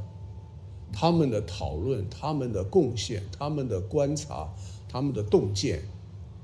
和作为编者的我们有了一个相互的合作，一种交融。我想说，这可能也是我们之所以这个书是为读者而存在的。所以我想，可能当我们读者如果买了这个书回去打开的时候，如果这个书打动了你，我相信这时候也会有一个太狭时刻。我想这是对于王一东教授的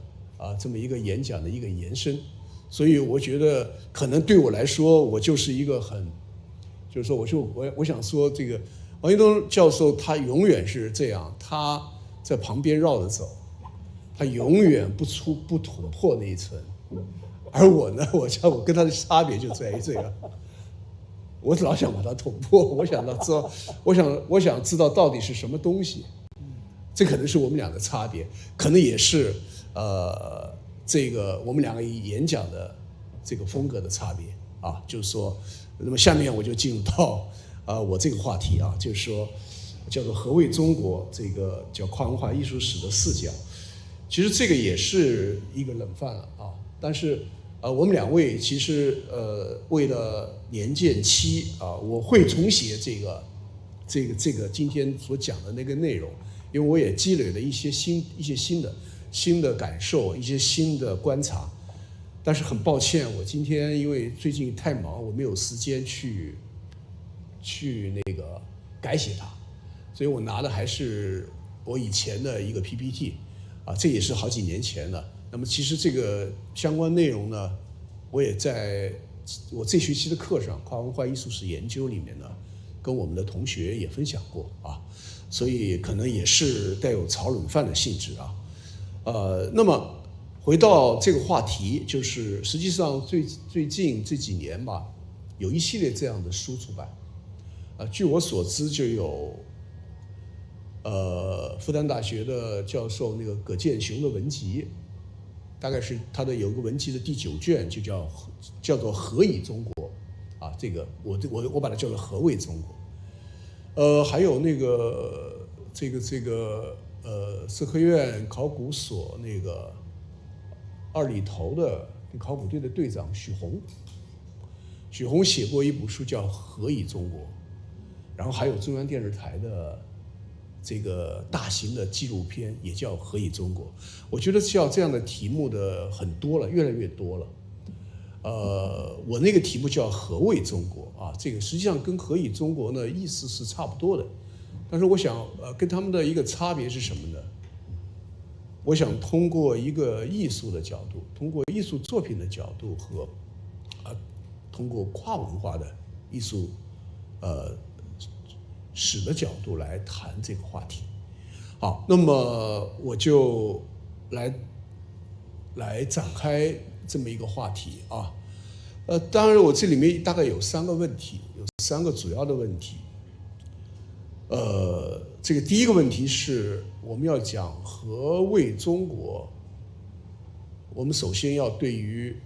那什么是中国，为什么叫中国，是吧？我们知道英文叫 Central Kingdom， 是吧？咱们中文叫中国，对吧？我想说，实际上中国的这个概念就是说，一个民族、一种文化把自己当作大地的中央和中心。我想是所有民族文化都有的，每一个民族文化都有一个中国观，也就是说，它意味的是一个创造一个坐标，是一个有序的时间和空间的一个方式和方法。这个是每一个民族都会有的啊。我想那个实际上，比如说中国，这个我们这个地方叫中国，日本也称自己是中国，朝鲜也称自己是中国，很多很多的地方，包括很多游牧的民族啊，这些游牧民族们，就是说，比如说像蒙古族或者说是游牧民族，他们都要搭那些毡帐，是吧？毡帐它有一个中心杆，当中心杆一撑起来的时候，它建一个营帐，那个时候灶，也就是说它的那个炉火，是吧？和那个中央的那样一个这个就是一个杆所撑起的一个营帐，它是模仿了这个天和地的关系，和天地中间的那样一个轴，这个轴就是确定方位的一个轴。所以从这个角度来说的话，每一个民族、每一种文化都会有它的中国观。所以中国的问题永远是，它不仅仅是只有中央，它一定要有四方，只有四方才能界定中央。所以第一个问题我是说中央与四方。那么大家都知道这个中国，是吧？我们说中国，我们用汉字是叫中央之国，对吧？那么这个中国意味着什么呢？这个如果说从英文的角度，从西文的角度，这个 China， 当然现在有不同的说法，但是我还是比较同意这么一个通行的说法，就可能来自于中国的一个第一个这个统一的王朝，就是秦秦。那么这个秦为什么我们可以看到叫秦？中国人把罗马帝国叫做大秦，这也是一样，就是那是另一个中国大秦就是另一个中国。那个秦在拉丁文里面，这个国家的名字往往会加一个阴性的后缀，加一个元音加一个 a 有的拉丁语系的这种文化民族，他们可能会不是个 a， 而是一个一，加一个一，就或者叫这个音那么所以就会形成两个，一个叫 China， 还有一个叫 Chin 或者叫信等等等，都是一样，实际上都是对于这个秦这个音的一个阴性化的处理我想这个它用来指一个国家。当然大家也知道这个 China 在18世纪的时候这个在英国这个大概只是指一种硬质的一种陶瓷一种硬质的瓷器叫 porcelain 但是这个实际上是一个延展，也就是说它并不是这个词的本意，也就是说它是假借，就是转借了这个瓷器的啊，借着这个国名、这个国家的名字来指一种瓷器啊，是这样的。那么中文当然是我们知道这是中央之国，是吧？那么我觉得这个中央之国大概可以借助于一张这个15世纪初的地图啊。这张地图呢是一个现在是朝鲜的地图，这叫这个混一江里历代国都之图。我们借助于这个地图呢，因为这张地图里面，这个地图里面很有意思啊。这个地图是一个世界地图，啊，这个地图里面，我们可以看到，就中央的那个部分啊，中央的那个部分是，以中国为主体的，这样这个部分。但是我们可以看到，在它的左右两部分，啊，这个尤其是我们看到，我们如果反过来从你们那个角度来说的话，就是你们的左边是吧？左边那是其实是东面啊，这里面有一个巨大的半岛啊，这个是朝鲜啊，这个显然我们今天看到韩国人今天还保留了这样一个习惯是吧？把朝鲜把韩国这个部分画得特别的大，然后把那个中国和亚洲的画得很小啊，这个恐怕这个时候就开始了，也就从15世纪的初的时候，大概实际上地图是1402年的啊，他把它画得很大是吧？好，这是它的东面或者说是左面，但它的右面我们可以看到中央这部分是吧？右面是有什么呢？实际上是有非洲、阿拉伯半岛和地中海啊，其中还有意大利、希腊啊这样的那些位置的存在。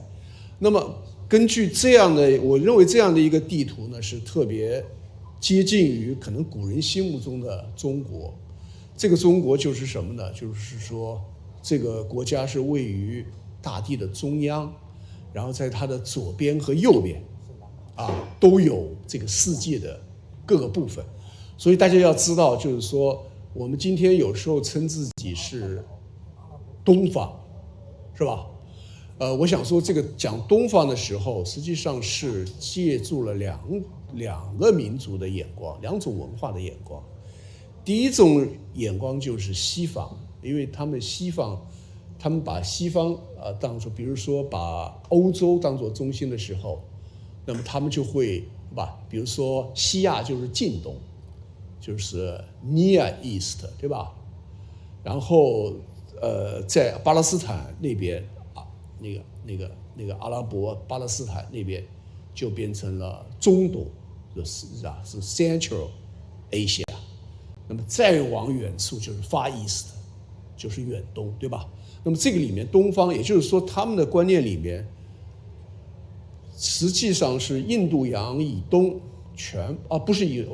地中海的东岸以东全部是东方，所以它要分成近东、中东和远东。我们今天还在用这个词，对吧？是吧？那么这个时候大家要知道，这是一个西方的眼光。另外还有一个眼光是什么呢？我想告诉大家我们现在以后要谈论这类问题的时候，我们要有一个意识，就是我们借了什么呢？我们借了日本，可能还包括韩国，但主要是日本的眼光。日本的东洋史是吧？他们在强调东方的时候，那是一个以日本为中心的新的世界的世界观。那么也就是说，中国人如果要按照我说的一个咱们传统的一个方位，我们应该把自己看成是一个我就像类似于这样，他说我们处在中央，而不是处在东方。东方呢，正好是上面的是朝鲜，下面的是日本，是吧？它处在两翼左右这样一个格局的关系那么我想说，当然这种观念也会存在于每一个民族中间但是我今天是在谈论的是就是我们的这个中国。那么下面就是说我想介绍3部书这个3部书呢是第一部书是复旦大学的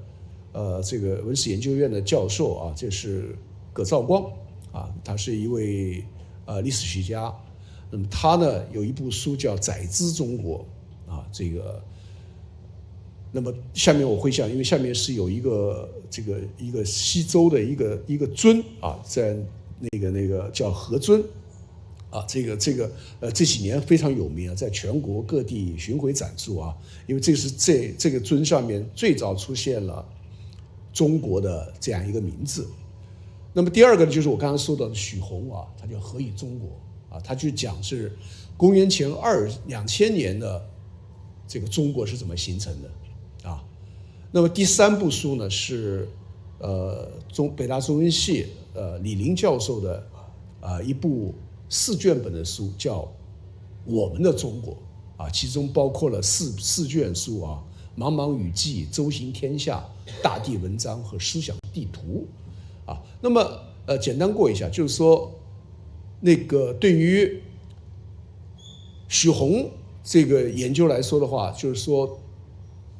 其实他认为呢，就是说，在公元前2000年，这个中原这个地方，实际上就形成了一种格局。这种格局呢，就是体现在建筑里面，啊，建筑里面呢，就是中国的那种所谓的院落式的布局，以一条轴线，然后层层递进的格局呢，在很早的时候就形成了啊，在二里头的时候啊，在那个早商的时候，在早商的时候，以及在西周的时候，都形成了这样一个这种像四合院式的格局。这个格局呢，大家可以看一下，就是说这个院落里面是吧？这个前面的这个院墙上面中央有一个门，然后通道里面是有一个大型的一个礼制的建筑啊，然后外面有围墙围着的。那么这个是从二里头啊，这个二里头是我们今天把它看成是一个夏代的晚期啊，这个当然这个考古学里面对夏的存在是否存在是有很多争论的啊。那么我们至少二里头的考古遗址它是真实的。那么好，这样的话，那么二里头就已经有这样了。那么然后盘龙城啊，那就是商代的，在那个现在湖北武汉的啊那样一个城池啊，那里面也有这种礼制的建筑和那种大房子啊，礼仪性的建筑。你可以看到中央院墙中央开一个门，然后穿着一个大型的一个礼制建筑，再进入下一个，好像有一条轴线。那么到了西周的早期啊，就是说这个岐山凤雏的这样一个早期的建筑遗址的话呢，就看到了什么？比如说造壁啊，这个你看到是吧？还有穿过这个门，一直穿到最后最里面的就是最秘密的地方啊，也是最神圣的地方。那么这些实际上都是在表示它有一个我们今天我们所熟悉的这条中轴线啊，这个实际上早就形成了，就是说在公元前2000年就形成了啊。那么然后呢，这个许宏还用了另外一个例子来说明，就是说，就是在中国的这个实际上是3河流域，就是说从黄河、长江一直到珠江流域啊，这3河流域呢，这么广阔的南北东西的地域里面呢，大概在公元前2000年前后，就产生了很多的新石器时代的一种器物，这种器物叫牙璋啊，牙璋就是像一个小刀似的，用那个象牙或者说是其他骨头动物的骨头来做的那样一个器皿。这个器皿呢没有什么实际的功能，所以它可能是这一片三江流域的不同的部落、不同的人民，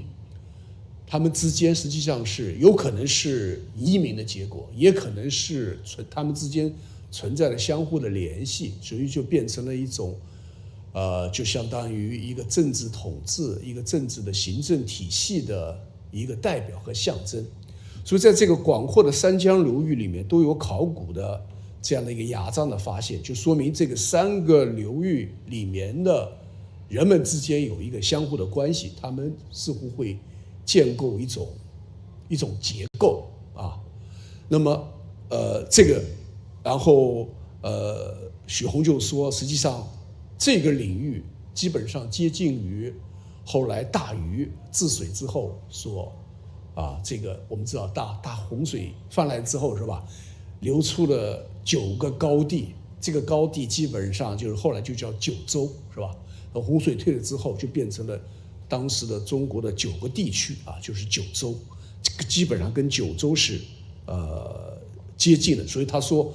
作为一个广域王权国家的中国呢，他说已经由此起步了。我的看法是什么呢？就是说我的看法分2个部分。我认为这个后面的那个分析是有道理的，但是前面说早期的从这个所谓的晚商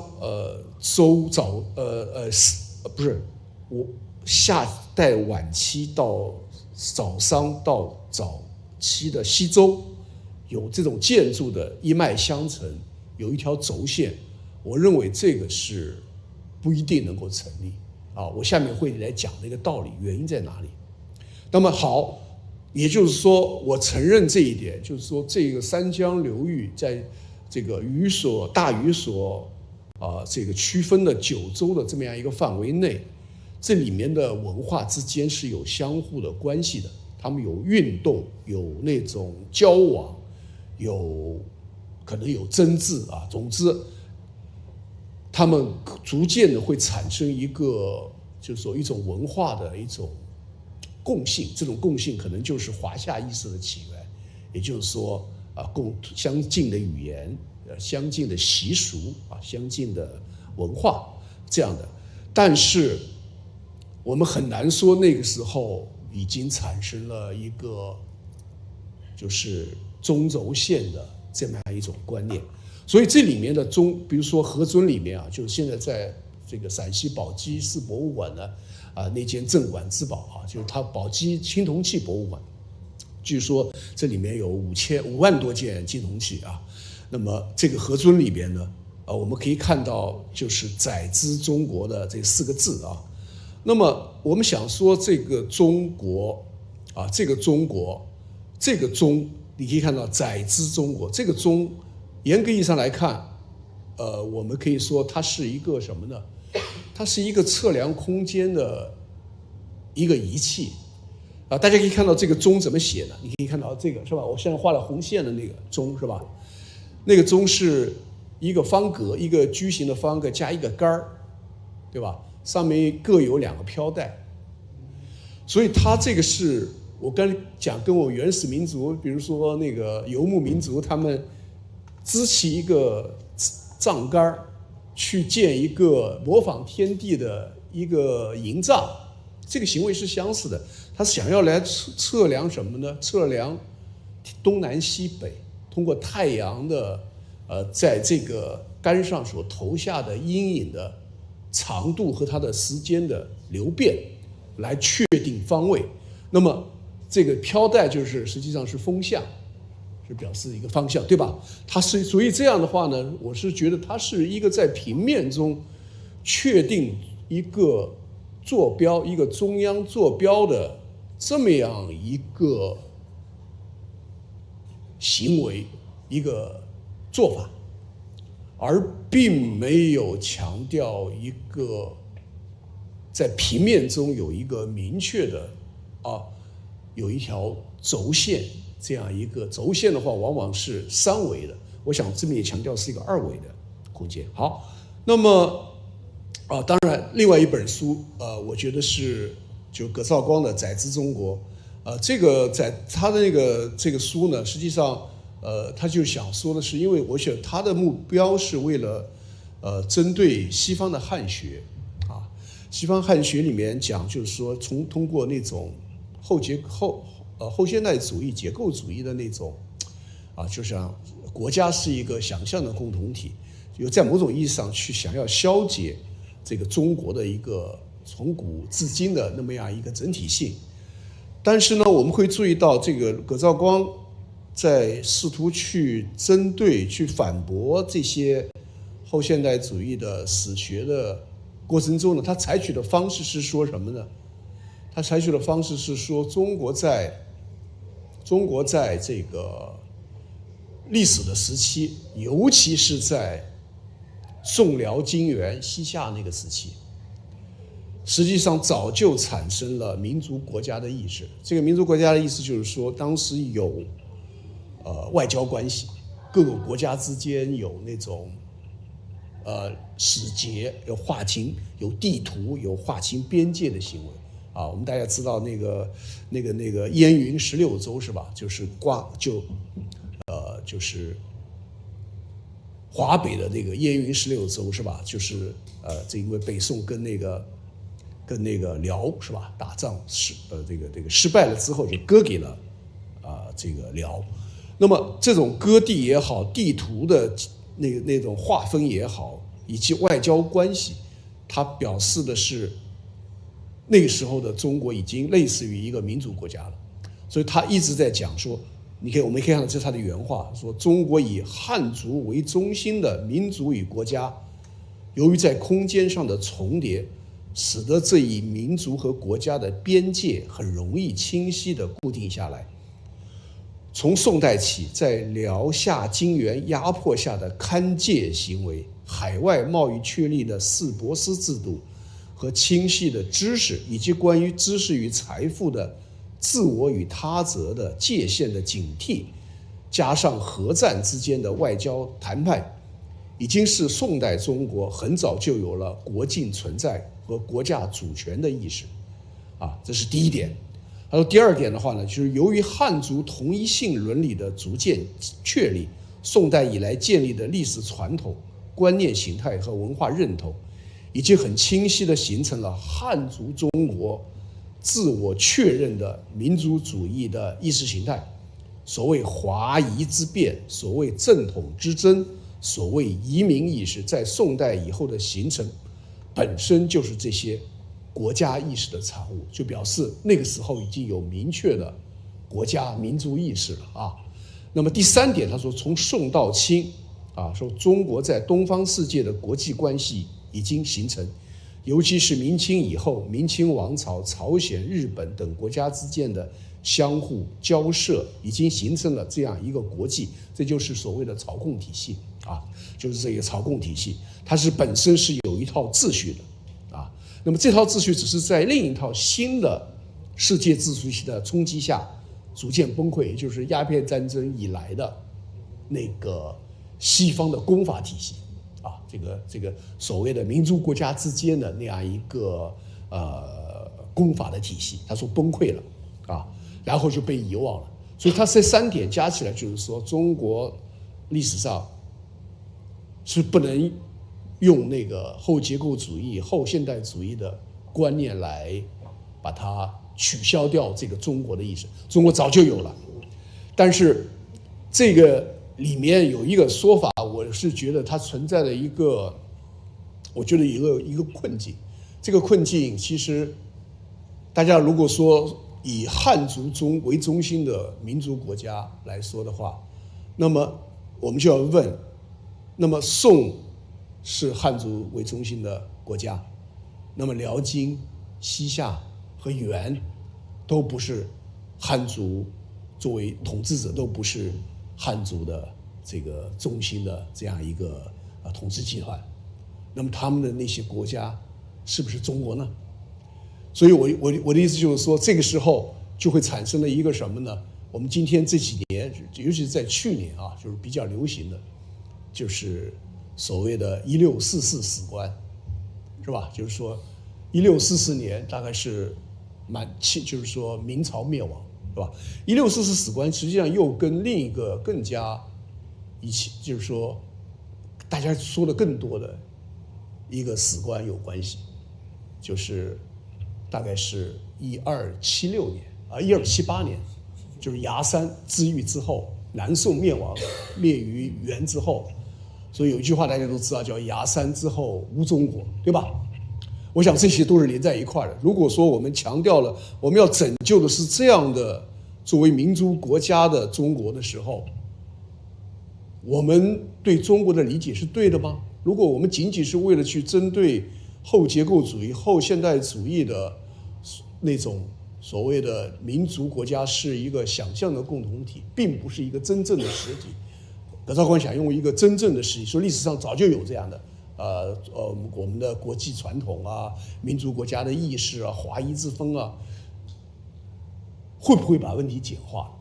会不会对中国的理解产生了那种偏狭的理解？啊，我觉得这是我提出来的问题啊。那么我们回到这个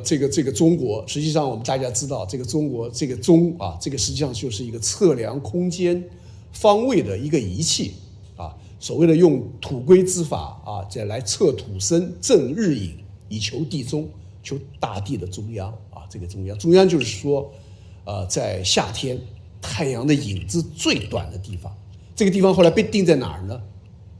你看他说日至啊，夏至日之影，尺有5寸，谓之地中啊。因为大家知道这个，我们不在那个赤道上面，我们的太阳的那个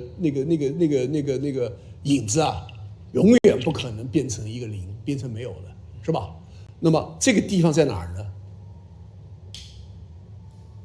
不就是在河南登封嘛？啊，然后在2010年的时候，河南登封的一系列的礼制建筑啊，这个就中国申遗成功了，叫天地之中啊，这个天地之中啊，大家知道这个里面有这个一系列的礼制建筑啊，在那个实际上是在少林这个嵩山下面的一组这个礼制的建筑，然后还包括了所谓周公测日影的这个台啊，这个以及那个土龟啊，那个这个台就是所谓的测日影的这样一个工具吧啊，就是周公测日影之之台，那么这就是天地之中，是吧？然后我们可以发现，就是说从西周开始，那么围绕的不是西周开始，东周开始啊，就是说周公营建了洛邑之后，东周啊，我们把周朝的首都从那个就是岐山吧，是吧？这是迁到了洛阳啊，这个洛邑啊，那么这个地方呢，就是天地之中啊，这个周公营建洛邑啊，然后对不起，我说错了啊，这个还是西周的时候啊，使天地之中，原因就是什么呢？就是说这个地方为什么是中呢？我们除了刚才所谓的什么太阳的影子最短，就是四方这个周围的各个诸侯国啊，都要围绕着它来朝贡的距离是一样的。这就是天下之中啊。那么所谓四方入贡，道理均啊，这样一个。那么所以这时候我们可以发现，中央的确立是需要四方的，四方就是东南西北，对吧？这个四方啊，然后这个四方呢，但是又可以看到，因为它是围着周朝的西周的建立，就是本身是一个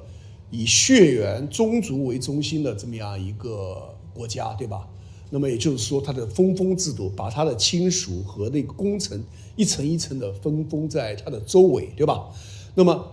但是它的边缘呢？边缘就有所谓的少数民族，这叫夷，对吧？我们都知道，这有四种夷，是吧？啊，有一个中央的叫华夏啊，然后四夷呢就是四种类型的少数民族，并不止4个民族啊。那么所谓的东夷是吧？南蛮，然后是西羌或者是还有叫北狄是吧？这四个少数民族，那么4类少数民族啊。那么好，我们可以看到这个所谓的这个毕城五府土，这个就是周朝的这个制度的建立的时候的所谓的一个简单的一个图示，一个图形结构，就帝都就是在洛阳，对吧？那么在帝都在洛阳了之后呢，每隔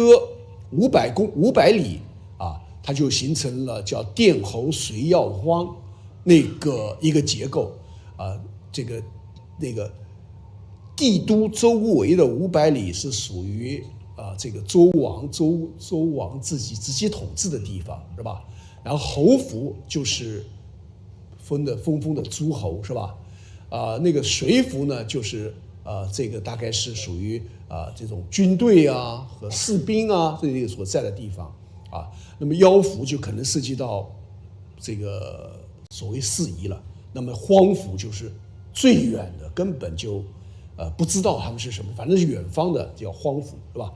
那么这样一个结构，大家可以看到是一个我们可以把它说成是一个同心圆的结构，但也可以说是一个你在这儿是一个同心的矩形的结构，对吧？它很像一个涟漪，你扔一个石头在一个水面上面，它有层层扩散，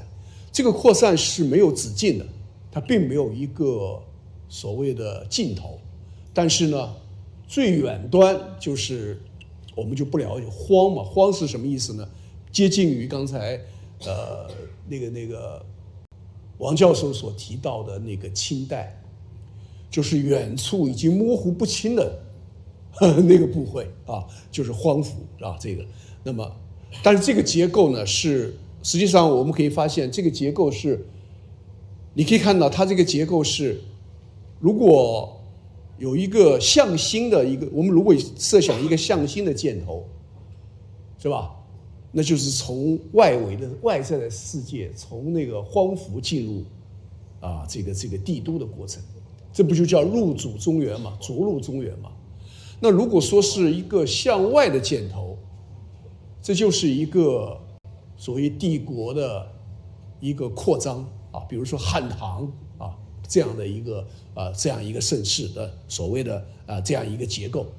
所以呢，这个两个结构是一个动态的关系，实际上并没有一个明确的边界啊，这是这一个结构的一个特殊的地方。那么我们想说，这早期的那个方位，实际上我借的那个李林先生的一个文章里面说的啊，就我们可以看到，实际上中央和四方中国的建立，首先是建立在一个平面的分割上面的。平面的分割就是首先是二神。所谓的二神就是你找两根绳子，是吧？这个放成一个十字，这个十字就是二神。二神呢，再把一个绳子沿着对角线再区分一下，就变成了四方。我说错了，就是说这个二神确定的4个方位就是四方，然后这也叫什么呢？也把它再偏45度，就变成了四维啊。然后呢，我们就会区分正和隅，四正就是中央的那个4个方位，而四隅的4个角落是吧？那么就是另外4个方位，一共有8个方位，加起来就是我们今天大家耳熟能详的，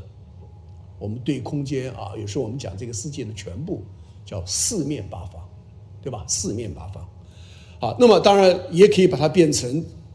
对上这个方位，方位就是东南西北以及这个4个角上的4个方位，叫东南西南西北和东北，对吧？就四面八方。然后它还可以这样一个空间的方位呢，还可以用来配什么呢？配五行，五行就是金木水火土啊，就是大家可以看到这个结构里面的金木水火土是吧？就是西边是那个东是木是吧？清啊，这个清代是吧？也是那个生命的产生什么木是吧？南方是火是南，然后西面是金啊是西，然后是北边是水是北啊。那么然后加上方位，然后我们可以发现，再把这个中央的那个十字，你把它旁边再把它加4条线，就变成了什么呢？变成了9宫格。这个9宫格的关系，9州也是这个观念，9州也是这个观念。所以我们可以发现，早期的空间建构都是平面中心的，就好像我们刚才从那个中央的那个杆儿这个测日影的杆儿，它确定的并没有一条轴线，就这个轴线南北或者东西是重要的，而是在确定有一个中央和四方。我觉得这是特别重要，我们需要跟大家分享的一点。就早期的中国的那样一个方位，它确定的是一个中央和四方的关系这个关系。那么然后我们看一下这个地形图啊，中国的地形图，是吧？中国的地形图呢，我们可以看到这个地形图是中国这个正好这个位于所谓的这个中国的平原这个地区和西北的高原的地区呢，正好形成了一个对应的关系啊。那么平原的那个部分呢，实际上所占据的空间，实际上是要远远小于这个高原西北的高原、沙漠和草原的那个地区。但是呢，这个我们可以看到这条红线实际上就是云南的腾冲和那个黑龙江的那个我突然想不起来了，那个叫黑龙江的爱辉这个爱辉这两条线就形成了一条所谓的这个一条这个地理上面的一条线，这条线就区分了大概是这个空间里面的中国的90%以上的人口都在这条线的东面而这条线的西面可能只有10%的人口，但是国土大概是那个的绝大部分那么这个结构里边，我觉得如果我们要理解中国的这么样一个民族关系就是说这个56个民族的这样一个关系的时候，我们恐怕也离不开这么样一个我们这个所在的区域的一个地理的构造。这个构造就是我们可以看到东南的这样一个丘陵和平原地区，以及西北的那些高山、高原、草原这样的一个格局。那么这样一个格局呢，其实我在我的课上我也解释过了，这样一个格局实际上是由一个地理的条件决定的这点条例我想简单的跟大家分享一下，就是我们可以看到这个西北的高原部分，实际上是我们大家知道就是青藏高原，对吧？世界屋脊它这个平均海拔在4000海拔4000米的以上。这个高原地区实际上原来是一个海洋，大概是在距今几千万年前，它是一个海洋。那么也就是在距今几千万年的时候呢，发生了一个巨大的一个地理的构造，也就是说是印度的这个板块，大家可以看到下面是一个印度的半岛，印度的这个板块原来是跟这个欧亚大陆是分开的，他们发生了一个剧烈的碰撞，印度的板块跟这个欧亚的板块发生了一个剧烈的碰撞，然后印度的板块呢插入了欧亚的板块下面去了，导致了原来作为海洋的这个区域的这个青藏高原的那个地区呢，就高高的隆起来，高高的隆起来之后，就形成了一个高原地区。而这个高原地区会产生一个什么样的一个特别的生态关系呢？就是这个高原关系，因为我们可以面对的是一个两洋的世界，一个是印度洋，一个是太平洋。而印度洋和太平洋本来就是说海上，因为海洋的那个通过这个夏天和冬天的气温的高低、气压的高低的不同，会形成降雨和形成风和降雨。那么当这些海洋的风，比如说夏季的那样一个湿热的气候，往这个气压很低的那个高原地区输送的时候，他们会碰上喜马拉雅山的那种屏障，他们越不过去，他们就会在印度洋和太平洋的那个等于说是跟那个青藏高原交界的那个部分，就形成了大量的降雨，因为他们越不过这些湿热的空气，越不过这个高原的屏障，那么所以就产生了一个特别的一个地理的一个区域，就是中国的江南地区和藏南地区，就是在这个印度和西藏那个部分叫藏南地区，他们就形成了那个夏季的大量的降雨。这个降雨呢，然后呢，到了冬天正好是相反，冬天呢是高原上面的这种极端的那种冷空气，对吧？他们向印度洋和东南和那个太平洋呢那样一个这个运动，那么导致了什么呢？就是导致了一个居高临下的一个运动，就导致了什么呢？导致了季风，就是冬季季风和夏季季风，而冬季季风和夏季季风就成为了印度洋和太平洋世界他们之间的一个自然的节奏，成为了这个地区的人民的自然的交往的一个依据。比如说是夏季可以趁热，夏季的季风可以到达这个印度洋世界，从在东亚可以到达印度洋世界，然后印度洋世界同样也是一样，就是说进了冬季季风他们可以到达这个东亚的世界这样的话呢这两个地区实际上是跟这个地理的这样一个空间的隆起是有直接关系的。所以我想这也为了亚洲、东亚、南亚、西亚甚至于还包括了欧洲这个人民的之间的一个自然的交往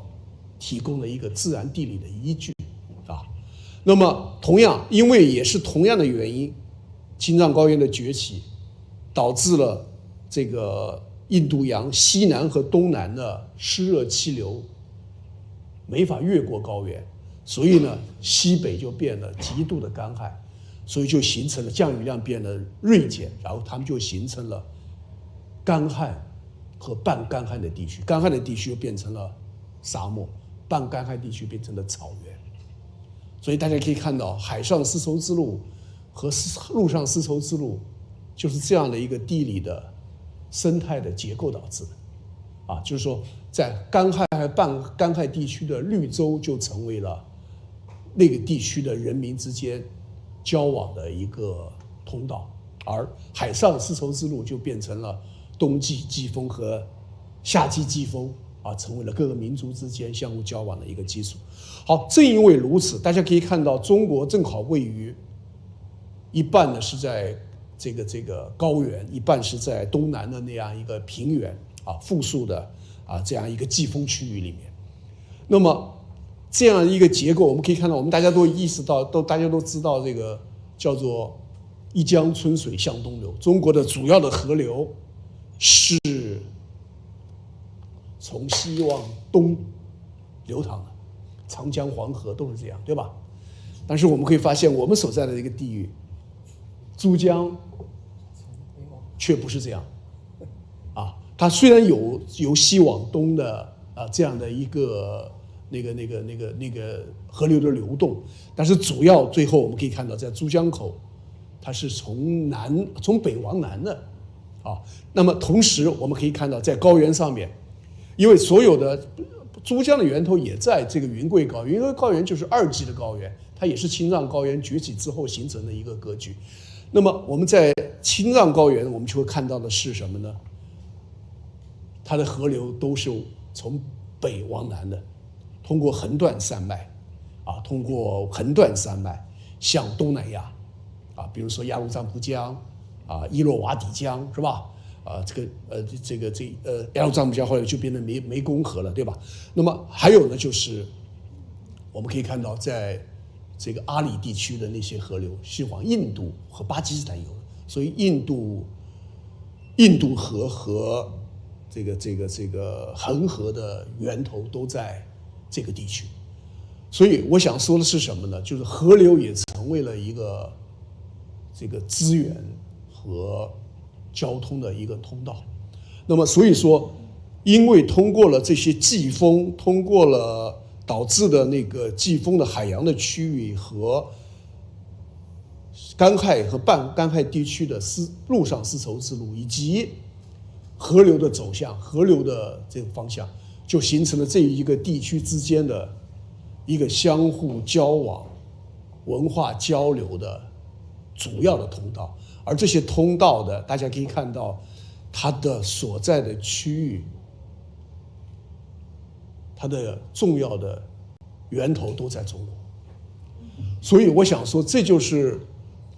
中国不仅仅只有东南的那个小中国，而有一个大中国的历史的依据和地理的自然的依据。我们所在的这个中国，不是一个小中国，不是一个宋、明这样的一个中国，而是一个大中国。而这个大中国本身有它自然地理的依据，他们有他们的结构和他们的之间结构的那样一种动态的一个关系的存在。所以我们可以看到，在中国的地图里面比如说地形里面，我们可以看到，好像这个黄河和长江这个都是从西往东流的。但是我们可以看到，它其实中国的地图里面已经讲到了，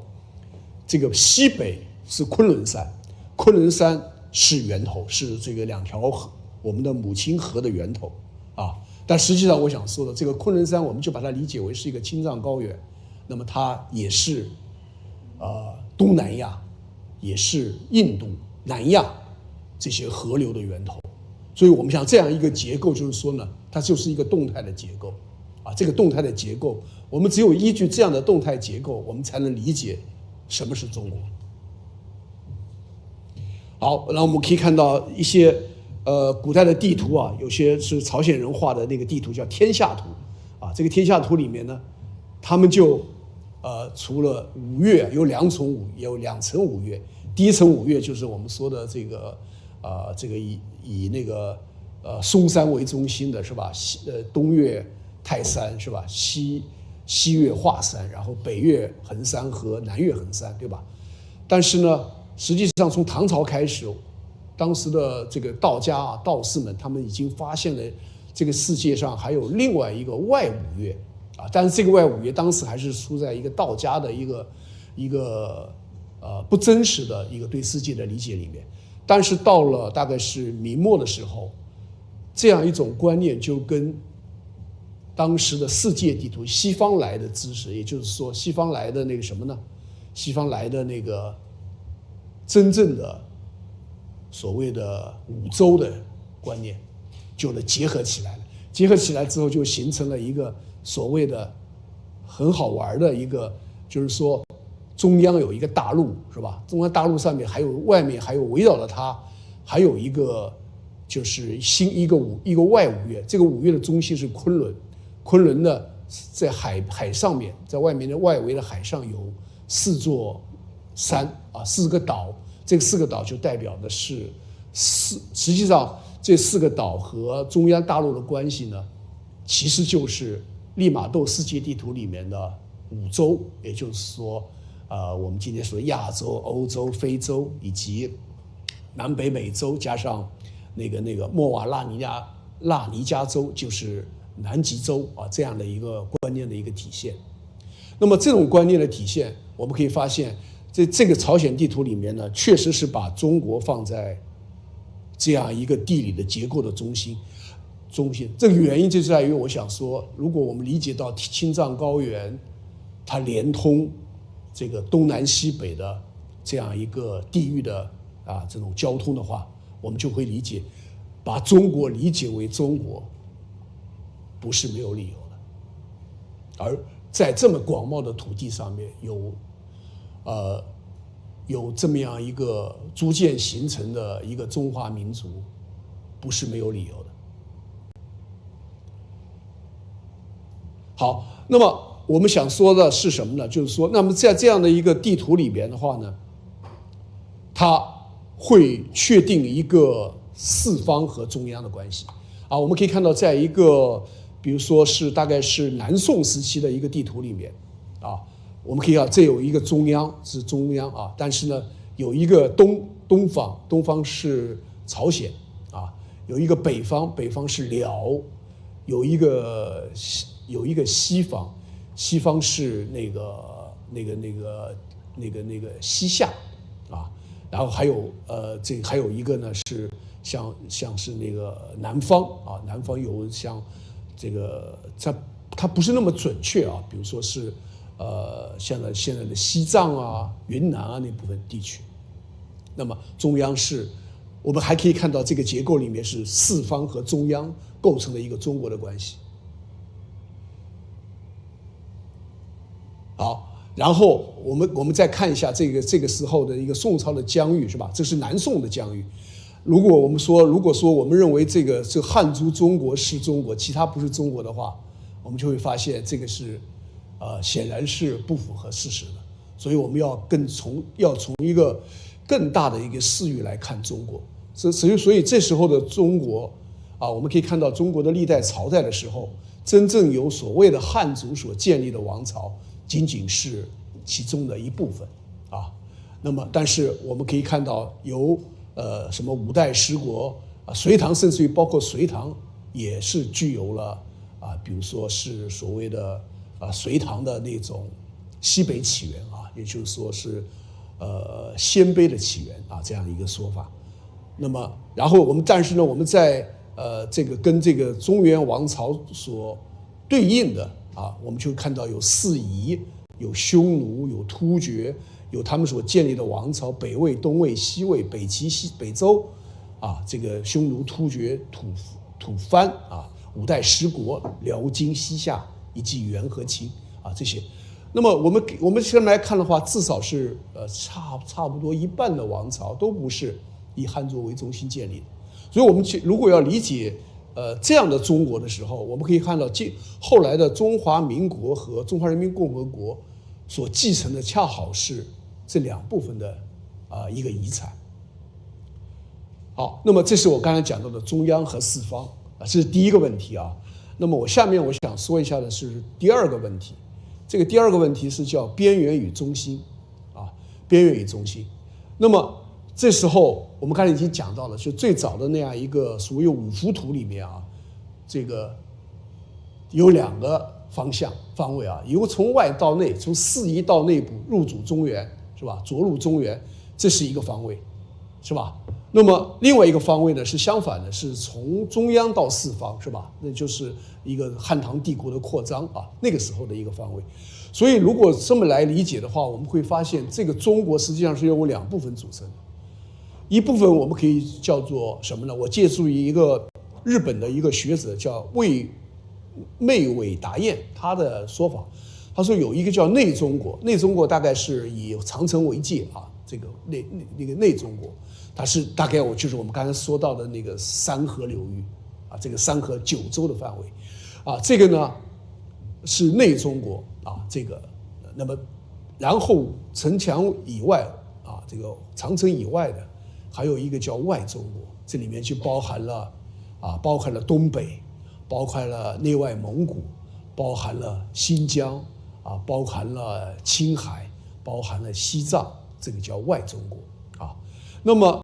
我们可以看到，就是说中国的王朝实际上现在就很清楚了，有一类王朝是内中国的王朝，有一类王朝是由外中国的王朝入主中原所建立的王朝。那么这两个加起来，我们才是中国。而且我们想我们刚才已经讲到了，就是说这样一个区域的自然、地理和生态的那个结构，决定了他们之间存在的一个相互的互生互长互融的一个关系。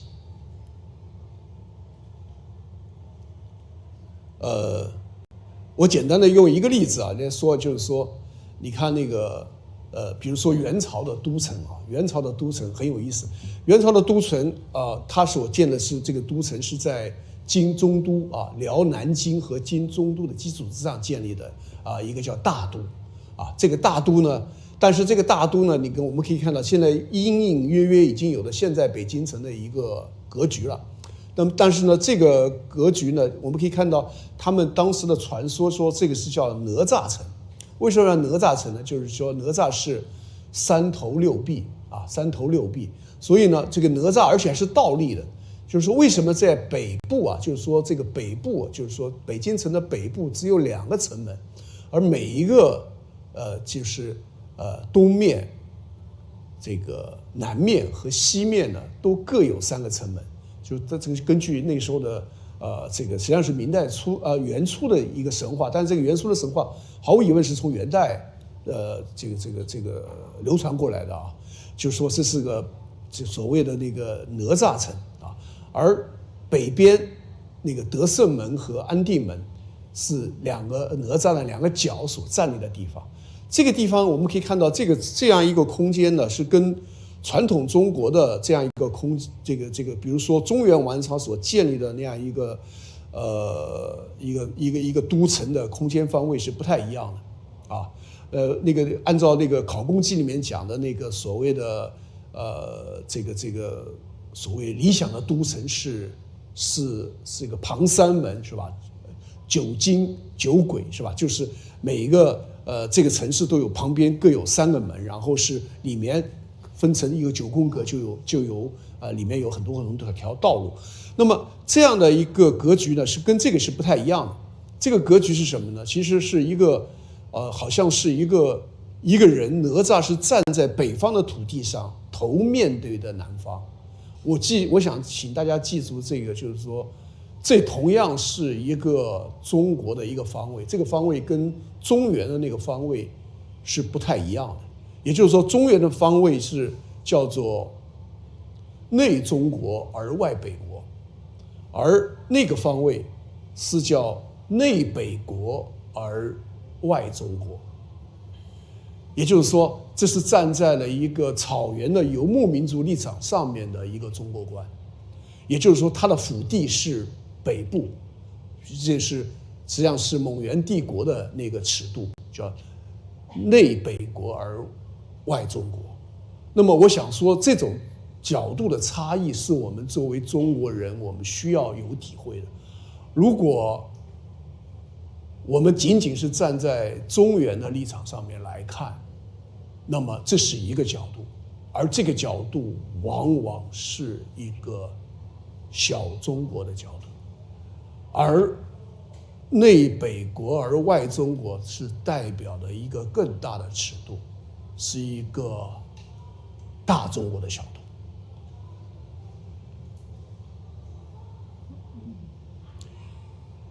那当然，这下面我就简单我就不说了啊，因为这里面就是说蒙元时期的那样一个世界的格局啊，就是说，那么这里面确实是彻底改变了我们原来的小中国的视野，是吧？就是说，这个“一带一路”在蒙元时期已经有了，就是海洋的那条路线和陆上的路线，而且这两条路线往往是交叠在一块儿的，啊，那么这形成了欧亚非这个世界的一个交通和互联。好，这是东西关系啊，这个东西关系。那我想这个就是中国里面有一个核心的方位，就是东方和西方。大家可以看到中国的首都也是往往是两都，是吧？汉，大家可以看到是那个长安和洛阳。唐代也是两都，就是一个东都一个西都，这就是我们从这种方位大概也能看出来，它的那个坐标，它的那个圆心是不一样，它的辐射的范围是不一样，这就是一个大中国的视野，是两都制。然后逐渐的我们可以发现，到了从大概是辽宋金元以后，这个两都制慢慢变成了一个南北的二都。啊，当然我们说到辽代的南京一共有5个都城，是吧？那个，实际上这个元代是2个都城啊，也就是说大都和少都，啊，这是一南一北的。那么我们大家也知道，后来到了那个明朝我们可以看到2京，对吧？啊，这个升天府。北京和南京，然后我们可以看到，等到那个明朝真正的就是朱棣啊，这个等于说是篡位了之后啊，那个时候他把首都放在了北京，这就是说他是有一个北方和全局的意识的。然后我们也看到这样故事在不断的重复，是吧？中华民国的首都就到了南京，而中华人民共和国的首都又回到了北京啊。那么是这样一个南北的关系啊，南北的关系。那么这个南北的关系当然是有一个中国晚晋王朝是经济发展的中心是从北往南的那个转移啊，这样的一个关系。所以南北东西都是中国。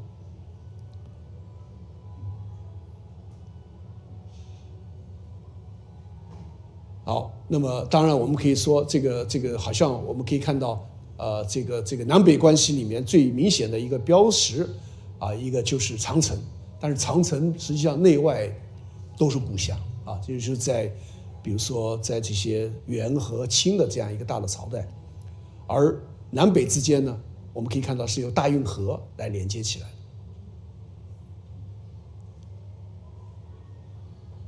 啊，这个我就不说了。那个混音讲理论我刚才已经说过。好，我最后说第三个问题啊，这个第三个问题我可能还有时间，现在是快6:48啊。那么好，我们刚才说到了边缘和中心实际上是不确定的，是可以转移的，啊，但转移的过程之中，实际上是这个国土是越来越大了啊，就是说，然后或者说，那么像滚雪球一样的越来越大了。第三个问题，我想说的是，这个空间里面，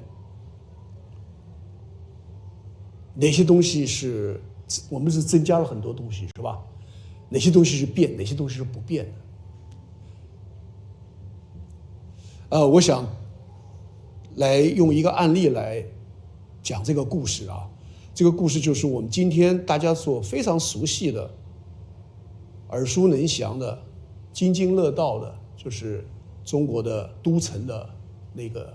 南北的轴线。比如说以那个北京为例，是吧？啊，这是晚清的时候的，在这个应该是到了民国时期了，就是说是在这个天安门城楼上所拍的那个向南所拍的这个照片啊。我们可以看到那个远处的正阳门啊，这个以及更后面应该有前门。那么这个金水桥，这有一条明显的轴线，是吧？这南北贯穿的。啊，这个比如说清东陵，是吧？清东陵的这个墓葬里面啊，就是说皇帝的陵墓里面的那条神道啊，神道有很多石像身和望柱啊，以及望的中央的那个享殿和背后的封土啊，这样一个好像是一条轴线，是有中心的一个轴线，也是两边是对称的。那么我想说，这样一种轴线，并不是像很多学者说的那样，是从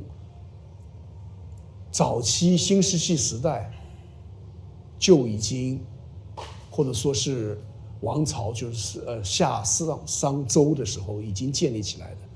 它实际上是后面建构起来的。我们看一下汉代西汉时候的长安城，我们看西汉时期的长安城里面，绝大部分的空间都是王宫啊，我们可以看到有明光宫，有北宫啊，有那个贵宫啊，有未央宫，有长乐宫。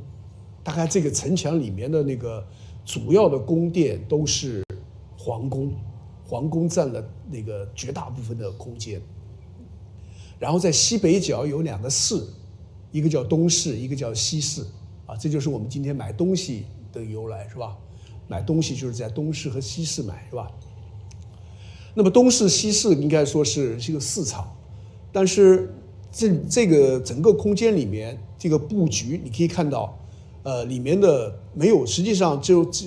有一条。这个在从这个直城门到灞城门的一条轴线，这条轴线严格意义上，我说的这个轴线嘛，往往是一个它应该需要有对景，就是有中心的。如果仅仅是一条通道，它就是一条通道，啊，它并没有一个对景的中心，啊，就像我们比如说天安门广场是吧？这个紫禁城它是中心，是这条南北轴线的中心，但是这里面呢，你可以看到。从安门通过去也通不出去啊，通不出去要拐弯了，拐弯啊，从那个灞城门那儿出去才是，这并没有一条完整的轴线啊，这个，然后呢也没有任何这种中央的这种礼制的建筑成为这样一个中心的标志。所以在这个早期的那个长安城里面，它其实空间里面是布置是非常的混杂的，或者说是混乱的。但是呢，我们可以看到，在它的这个都城的四周，仍然有东南西北的这样一些重要的这个宗教或者礼制建筑啊。那么，所以我想说是什么呢？就是说，这样一个平面中心是存在的，但是并没有一个平面纵深的中心，就像我们后来看到的晚期的北京城里面的那条轴线，是吧？那么这条所谓的平面中心的轴线是怎么形成的呢？我们可以看到，实际上这个我就不说了，因为有考古学家说是中国古代这个在西汉的时候，实际上有一条轴线，这个轴线是通向那个秦岭的子午谷和北边的那个天齐斋这个穿过了长安城，然后呢又以长陵也就是汉高祖和武则天的那个陵墓为对称的，形成了一条轴线。这条轴线没有任何标识，没有任何那个建筑和礼制性的这种艺术的设施来标识出来，所以我认为这个是后世的一个附会，不是一个真的。但是我想说，这个时候西汉的时候还是一个平面中心这是一个传统的方位，就是中央和四方的关系。然后从平面中心到平面纵深的中心呢，是有一个过程的。这个过程就是从了这个长安城到了洛阳城，也就是从了西汉到了东汉。我们可以看到这个城市里面你可以看到有一个北宫和一个南宫，也就是说宫城里面把宫城集中在北部和南部，中间呢通过复道，也就是说那种就像我们今天的那个就是那个就是怎么说呢？就是那种我们今天叫做天桥，依靠木构的天桥的系统，把那个南宫和北宫连接起来。但是南和北大概已经形成了那么一个南北对峙的一个空间。然后呢，在这个空间里面呢，却开始有了一些什么呢？有了一些比如说你可以看到这个在南宫这个南面有一条大道，一条大路，大路里面呢，那个我们可以在南宫门口是有这个一些，比如说这个那种就是铜驼这个动物来作为这个门口的守卫，然后它就形成了一个什么呢？左右对称的一个关系，隐隐约约在东汉的洛阳城隐隐约约有了一个南北的轴线。然后到了这个东汉的末期，也就是说曹操的那个邺城曹操封给他的那个邺城，因为曹操的那个邺城原来是一个什么呢？就是一个县城，就是而这个县城里边呢，就是说他们的县的衙门是放在北部的，所以呢，在曹操的邺城里面呢，就是曹魏的邺城里面呢，我们可以看到它的宫城呢开始放在了北部，它其实是利用了当时的那个这种一个县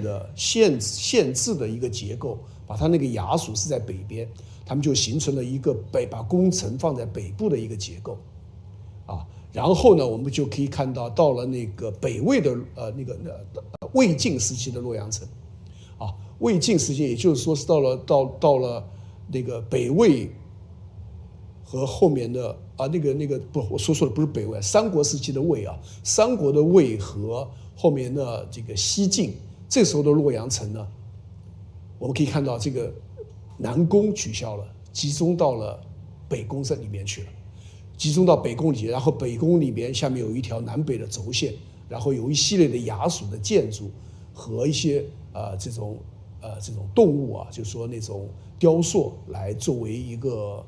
仪仗他们形成了一个南北的一个轴线，然后面对的是一个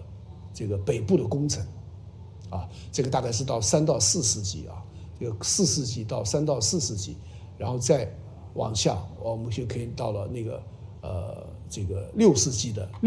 的什么呢？北魏的洛阳城，而北魏的洛阳城就明显的形成了那么一个宫城在北边和一条铜驼街这个形成的那么样一个格局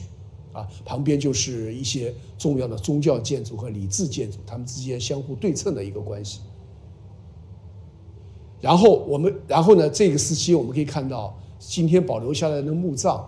都出现了一种甲字形的大墓，这种甲字形大墓是南北向的这个南北向的，然后呢只有一个墓室，而东汉的那个墓室里面是非常复杂的一个结构就是一个穿过好多史，然后有很多儿史的那么样一个复杂的结构。但是到了大概是从魏晋时期开始大概是从那个曹操的那个三国时期开始，那个曹丕的那个时代开始，逐渐的这些墓葬开始变成了一个甲字形的墓，就像一个甲字一样，就是说这个封土和墓室是在这样一个甲字形的一个空间里面，然后里面通过墓道上和那个地面上面的那个神道延伸出一条南北的轴线然后呢，我们可以看到里面的那个壁画我们可以看到那个里面的壁画就是那些所谓的鲁伯仪仗是正好是呈现出一个东西的对称的，在一条里面的墓道的两旁这个鲁伯仪仗，这些画出来的鲁伯仪仗是完全是对称的一个关系，他们就明确的标示出来了一条什么呢？一条轴线，这个轴线是通过一系列的空间的布局和画面的设置来呈现出来的，然后他们通向的是那个墓室那个中心，这就是平面纵深的中心。好，那我们下面的问题就是说，比如说这是湾章大墓就是今天是北齐的一个皇帝叫高阳，他的那个墓他的墓里面的你可以看到这个封土是吧？下面里面是个甲字形的墓这是南北向的，然后外面在地面上面是一个长长的一个神道，这个神道的那个方向都是南北向的。然后呢，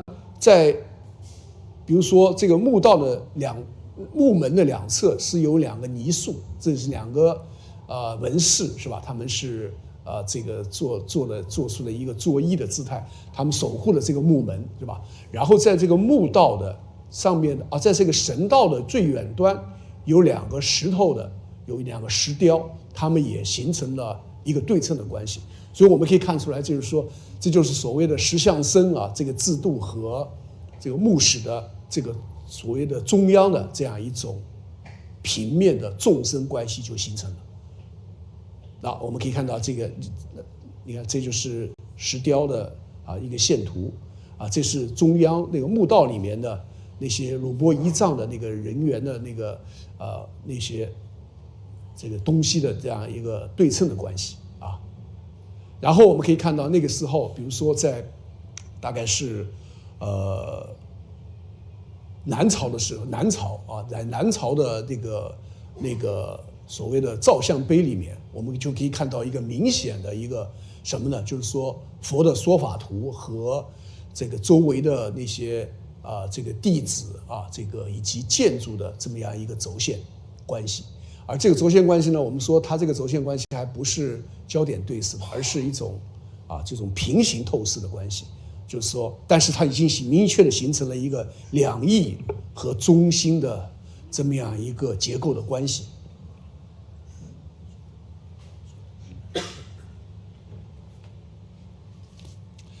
这个统。然后，我想讨论的是，实际上这样一种结构是怎么形成的？这样一种结构，这样一种平面纵深的空间，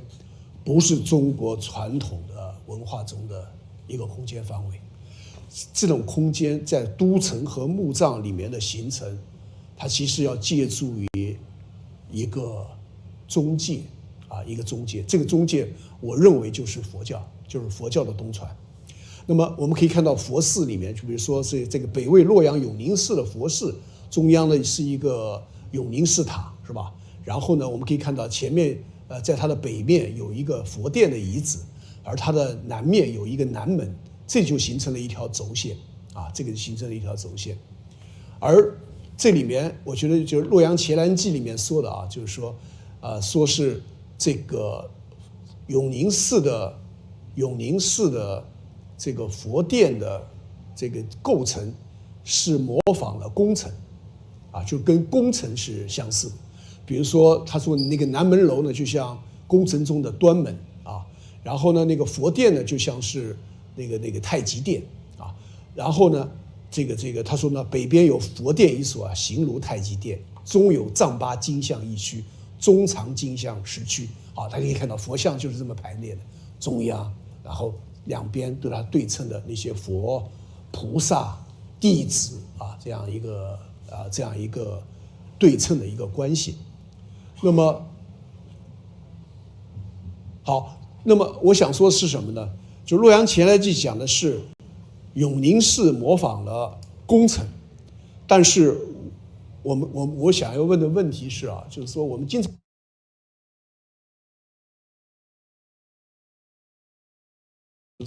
常会讲，魏晋南北朝时期的佛寺是模仿了中国的这种院落式的结构这种所谓的中国当时的很多的那种贵族舍宅为寺，把自己的房子捐给了佛寺，然后就地就建立了佛寺，所以形成了中国式的佛寺的结构，就是那个四合院式的，是吧？一个南北轴线，一个一个院落，因为它是依据的是当时的这个官员或者说是贵族的他们自己的宅地，对吧？所以大家都说是叫什么呢？就是佛教的中国化，佛教的中国化的开始，以及它的正在进行中的过程。但是我想说的是什么呢？我觉得这个过程就是说一个所谓什么化，这也是我们今天跨文化艺术史所特别强调的，永远是双向的。当我们说佛是中国化的时候，会不会有一个过程被我们遗忘了？这个过程就是中国城市空间的佛寺化，这两个是同一个过程的两个部分那么我们可以看一下，你看这是典型的这个立塔为寺的西方式的这种印度包括中亚的寺院，往往是围绕着佛塔展开的。那么这个围绕着佛塔展开，但是到了这个中国式的佛寺的时候，在佛塔的北边有了讲堂有了佛殿，这好像是一个中国化的一个标志。但是在这个过程中，大家可以看到这个佛塔和这个讲堂里面的那个空间的布置，佛像之间的布置，已经尽管是在一个中国化的空间里面，但这个布置是佛教化的，是以中央和两翼这样一个对称的，这样一个有中心的平面众生中心展开的。好，我们可以再举一个例子，就是云冈石窟的那个一个布局这个云冈石窟的布局，今天我们看到的是云冈石窟的中心好像是二世窟二世窟有一个坐佛这个今天的那个云冈的新的那个空间布局也是围绕着二世窟的那个大佛坐佛展开的。但是实际上在它的原始设计中就早期的那个五窟叫昙曜五窟嘛，他们实际上是围绕着19窟展开的所以围绕着19窟展开。但是呢，在当时就发生了事故，在这个云冈石窟新建的时候，也就是说19窟的这个西侧发生了大型的塌方，以至于使得这个结构不再能够造成一个什么呢？造成一个就是以19窟为中心，本来这个16窟应该放到20窟去我说错了，不是19窟是20窟发生的一个大的塌方。那么所以呢，现在旁边本来是那个16窟应该建在左边的，现在给挪到了右边去了，它就形成了这个弹药五，而这五个库呢，正好对应于北魏的以太武帝为中心的5个皇帝，啊，所谓的就是这个，因为这个跟当时的这个所谓的佛教的这个学说，佛教的那所谓转轮王制度啊，是这种学说是有关系的。就是什么呢？就是说当时的那些佛教的僧人们就开始去忽悠那个皇帝啊，就是说这个太祖啊，北魏的太祖啊，就是当今的如来啊，这实际上就是转轮王制度的一个和转轮王和那个佛的法身制度的合一啊，就皇帝变成了本来他不是他仅仅是世俗的领袖，对吧？但在这个过程中，把佛教政治化，这个政治化的结果就是说，皇帝同时也是如来，啊，那么你可以看到这个所谓的后来呢，就是说在这个他们造的石像的过程中，就专门说这个佛像的那个要像皇帝的这个身体一样，面容一样啊，所以也继承了檐下足下各有黑石，明铜地体上下黑子。论者以为纯感所致，纯诚所感，实际上大家都知道是吧？是有意的，是吧？那么有意但是呢，这里面发生了一个过程，也就是说，以昙曜五窟为标志，假如说它是以19窟为中心的，以太祖为中心的，那么以太祖和以下的4个皇帝之间形成的一个关系，就是佛和菩萨和弟子的关系，这是完全一样的一个结构。那么这就是在空间布局里面他们所体现出来的一个政治的秩序。那么好，我想一下，这里在都城里面会不会发生同样的过程？在都城里面，这就是19窟，是吧？然后我们可以看到，到了云冈的第1期是昙曜五窟，2期是那个双窟啊，就是南北的双窟，第3期是典型的叫三壁三龛窟，都是一个规整的一个矩形的一个方形的空间啊，上面有一个莲花藻井，然后1佛2菩萨，就三壁三龛。而这样一个，你可以看到这个中央的这个佛眼光和两旁的那个佛就构成了一个中心2个侧翼的这么样一个结构。然后我们可以看到，在都城里面是不是也发生了同样的过程？汉代的阙和这个主体建筑是分裂的，阙是单立的建筑，而到了北魏的洛阳城的时候，我们可以看它的南面的昌河门，我们今天考古发现就发现了2个阙东阙西阙和这个昌河门，整个这个门的这个结构呢，就构成了一个整体，就形成了这个2个阙和这个城门啊，就这个城楼和城门就形成了一个结构。这个结构呢，我们可以看到，在下面在邺南城，邺南城就是北齐的那个都城啊，这个在这都是北魏之后所建立的一个，也是那个鲜卑族所建立的那么一个王朝，是吧？那么然后北魏分成了东魏西魏，是吧？这个是，那么邺南城是东魏西魏就是那个西魏的继承者是那个就是那个隋的前宇文氏，我知道是隋的，我这不脑子里面这个东魏那个东魏继承西魏的是那个北周，哎呀，北周就是这样。那么这是北齐北齐的首都就邺南城。然后我们可以看到，在北魏的那个结构里面，就是说所谓的阙和城门的连成一体，在这里面就变成了这个结构，就是朱明门的结构。你看到2个阙是吧？就是跟那个城门就连成了一体。这个结构，我们可以看到后面的属于隋唐的长安城，长安城里面的那样一个就是大明宫的那个格局，就是2个阙楼和这个主体建筑形成了这么样一个所谓的一个凹字形的一个结构。这个结构跟三壁三龛窟、跟佛像的一佛二菩萨的那个结构，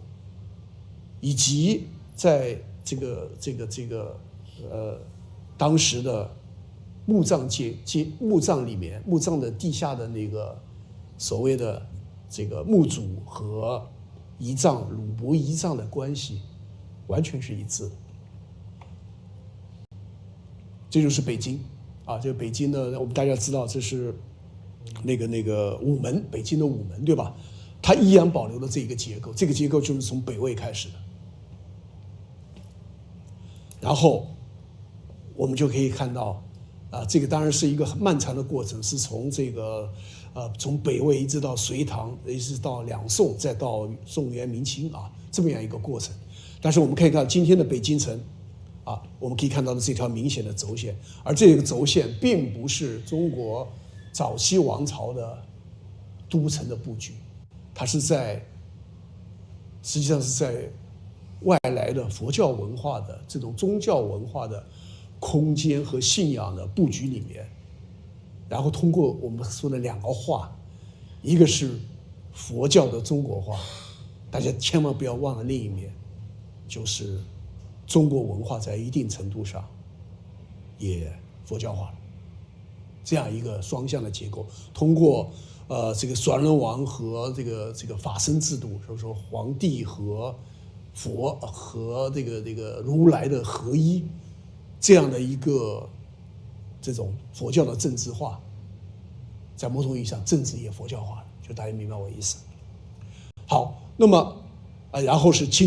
十三陵和十三陵和清东陵、清西陵，这个所谓的神道都是按照这个结构来的。然后我们会认为这是典型的中国文化。我想说，它在东汉以上完全没有痕迹。好，最后我来讲，然后我们可以看到，这是变的，但是是不是还有不变的东西？有不变的东西。我们可以看到现在的北京城里面的日坛、月坛、天坛、地坛，仍然是在东西南北中这么样一个结构里面。好，这就是平面中心，这个结构并没有改变，而这种结构然后最典型的体现在哪里呢？体现在现在的那个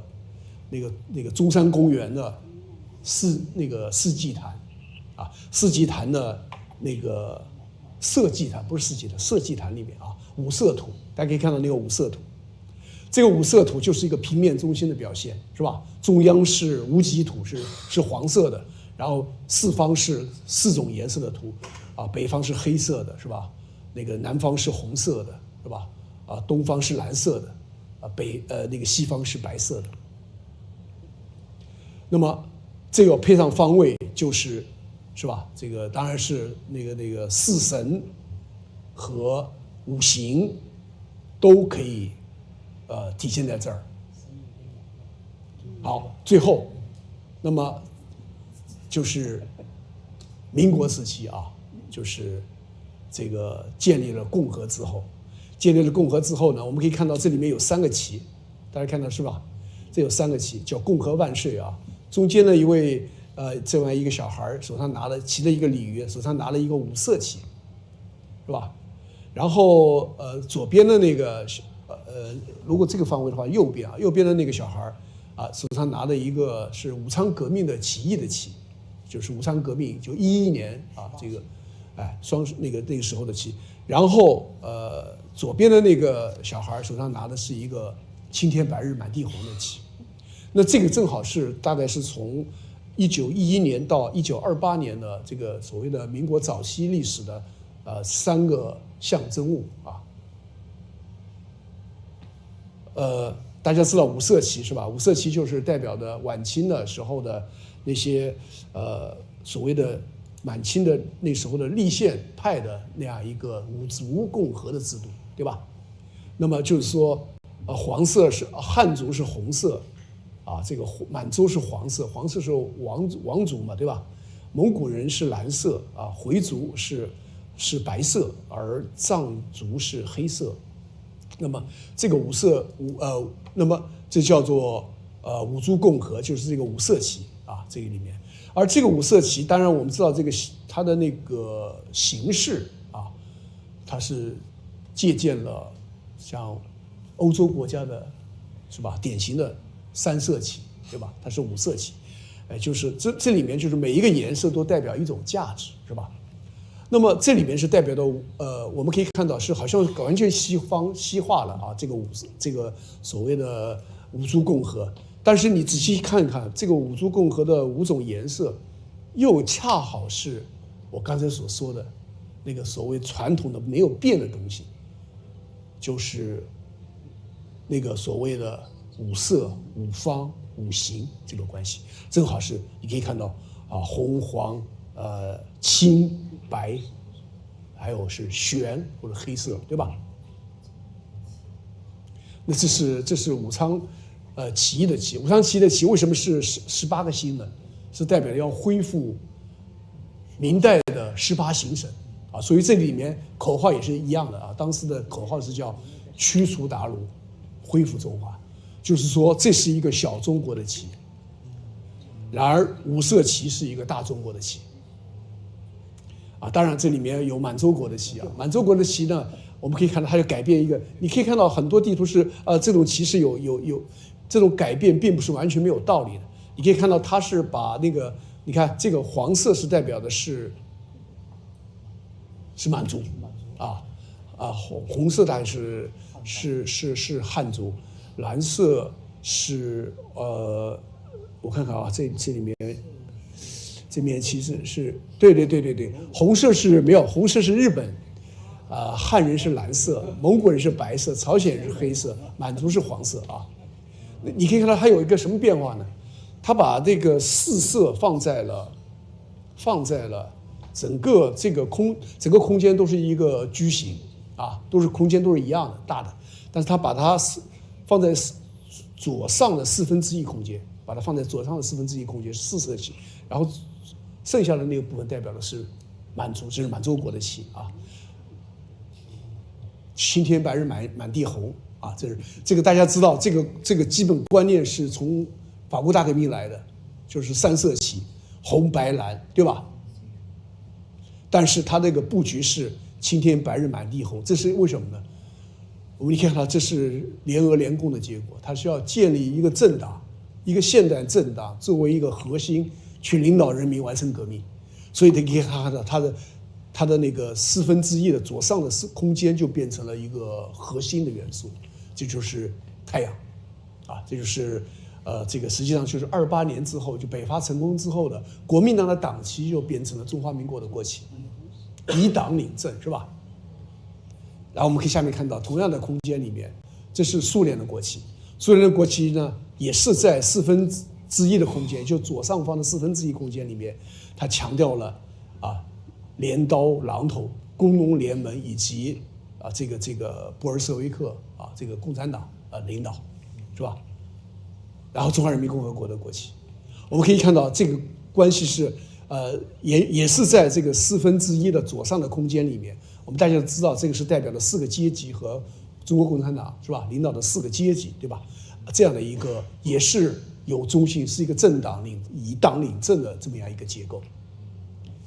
但是我想说，在中华人民共和国国旗里面还带有一种什么呢？你可以看到这个，当然我们可以看到它这个画怎么画出来的，就中央的那个一个大的五角星，你看跟4个阶级之间的每一个4个旁边的那个那个星啊，4个阶级都有一个左边的一个角那个是对应的对称的对应的那个圆心的对应的那个大的五角星的那个中央的那个焦点的，是吧？这样一个关系。好，然后我们大家仔细想想，我们在某种意义上说，我们刚才说北洋政府的这个所谓的五族共和，它的形式是西方的，观念是中国的。我马上就结束了，还有几句话，是吧？观念是中国的。那么我们看到那个中华人民共和国国旗好像是从苏联国旗来的啊，但是它里面也包含了有中国的内容。大家知道，就是五星汇聚，这个是五大行星的汇聚，在中国就是王朝更替的一个表现，王朝更替的表现。那么这个四方和中央的关系，这里面变成了4个星和一个大的星星的关系。这里面我们可以看到，如果我们回到这样一个说混一江里历代国都之图的话，我们还可以看到这样一个关系，就是说一个中央和四方的关系，左右两翼的关系。好，最后就是一个结束了啊，就是说我们就还是回到了这套书啊，好吧，我就讲完了，谢谢大家。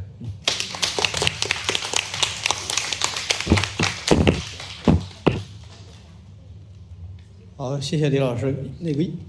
感觉一气呵成讲了2个多小时，辛苦。你要让我简短解说，我就说从于东老师那种像那个通灵一般的漂浮感，渐渐到了一个沉甸甸的非常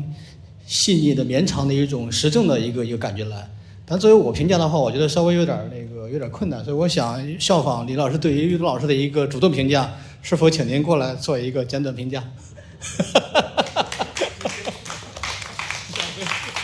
你这给了我一个惊喜，这太我因为李老师讲了这么久，我还在消化，虽然是我有些内容听过了，辛苦李老师。就是我们也没注意2个小时就过去了。没有，因为我确实这次听到了很多之前我没听您讲过的，很多。然后我坐到后边哈，因为坐在这儿就要扭头看屏，我就坐到后边去了。我的一个感受哈，就是李军老师做学问做学术有一个极大的特点，他喜欢动别人蛋糕，你知道吧？正面意义上的这是他喜欢这个英文叫这个 rock the boat， 就是说你知道吧？就是大家习以为常的。都是已经是你知道吧，一个常识的一部分，你会去颠覆它，像这一次也是这个关于这个中国城市设计的这个，因为我们一想是吧，就是说首先从城市就是说这种中轴线两边对称，这个是我们中国传统文化的精髓呀，对不对？然后当然就是说在中古我们经历了这样的一个佛教的进入，然后在很深层次上改变了我们中国的文化，但是那么深层次的影响我们建筑文化，这个好像是从来没有人会去这么说。那么李军老师就给我们看了大量的证据，来证明其实在中国的这个传统的这个城市设计上，是不是也有可能不是佛教化的问题，不是这个中国化，不是佛教中国化的问题，而是中国城市佛教化的问题。因为这个里边细节很多我不知道是不是误解了您那个意思，我的这样的一个理解就首先这个观点，其实我个人我就特别的赞同。特别赞同，因为我自己也研究一点佛教艺术就是说，佛教进入以后，对于我们中国人的语言，包括绘画、艺术创作，包括对艺术的理解，什么是艺术，都有一个特别大的一个冲击。所以我相信，在城市设计上有这样的一个冲击或者说启发，如果从正面意义上来讲，这应该是很自然的事情。但问题就在于，我们这么多年，在撰写就我们现代人来撰写中国建筑史的时候，有的时候我们很难跳出去这个固有的思维，是吧？那个中国城市就是我们中国人发明的，它不可能受到外来的影响，所以有的时候跳出来，我觉得李军老师做学问就经常他会跳出这样的一个常规思维，然后去看一个我们习以为常的这样的一个现象，然后就会有很多不一样的发现。那么就这个城市设计这个来讲，就我而言，我就在想有些可能我想补充的，李军老师，就是说一个呢，就是如果说好，我们这些设计者就中古时期开始，那么他受到了这个佛寺设计的这个启发，然后就是那么如果说有一个朝代是真的，敢自称是一个佛教的朝代，那就是元代，对吧？元代的时候，它确实对于中国城市好像进行了一个挺大的改动，拆了不少之前的城墙，就出于各种原因吧，把城墙拆掉，然后最重要的就是说，在这个城市周围建这个过街塔，就是说强迫大家信仰佛教，是吧？你不是佛教徒没关系，你要走进这个城市，从这个过街佛塔底下走过去，你就变成了佛教徒了。去过拉萨的同学都知道哈，拉萨那个城市周围也都有这种过街塔，所以元代这个蒙古人后来掌权之后，其实在大都，包括在南方的一些地点建了很多很多的这个过街塔，那么我就觉得我是想说这个例子是什么意思呢？就是说您给我们看了很多很多的这个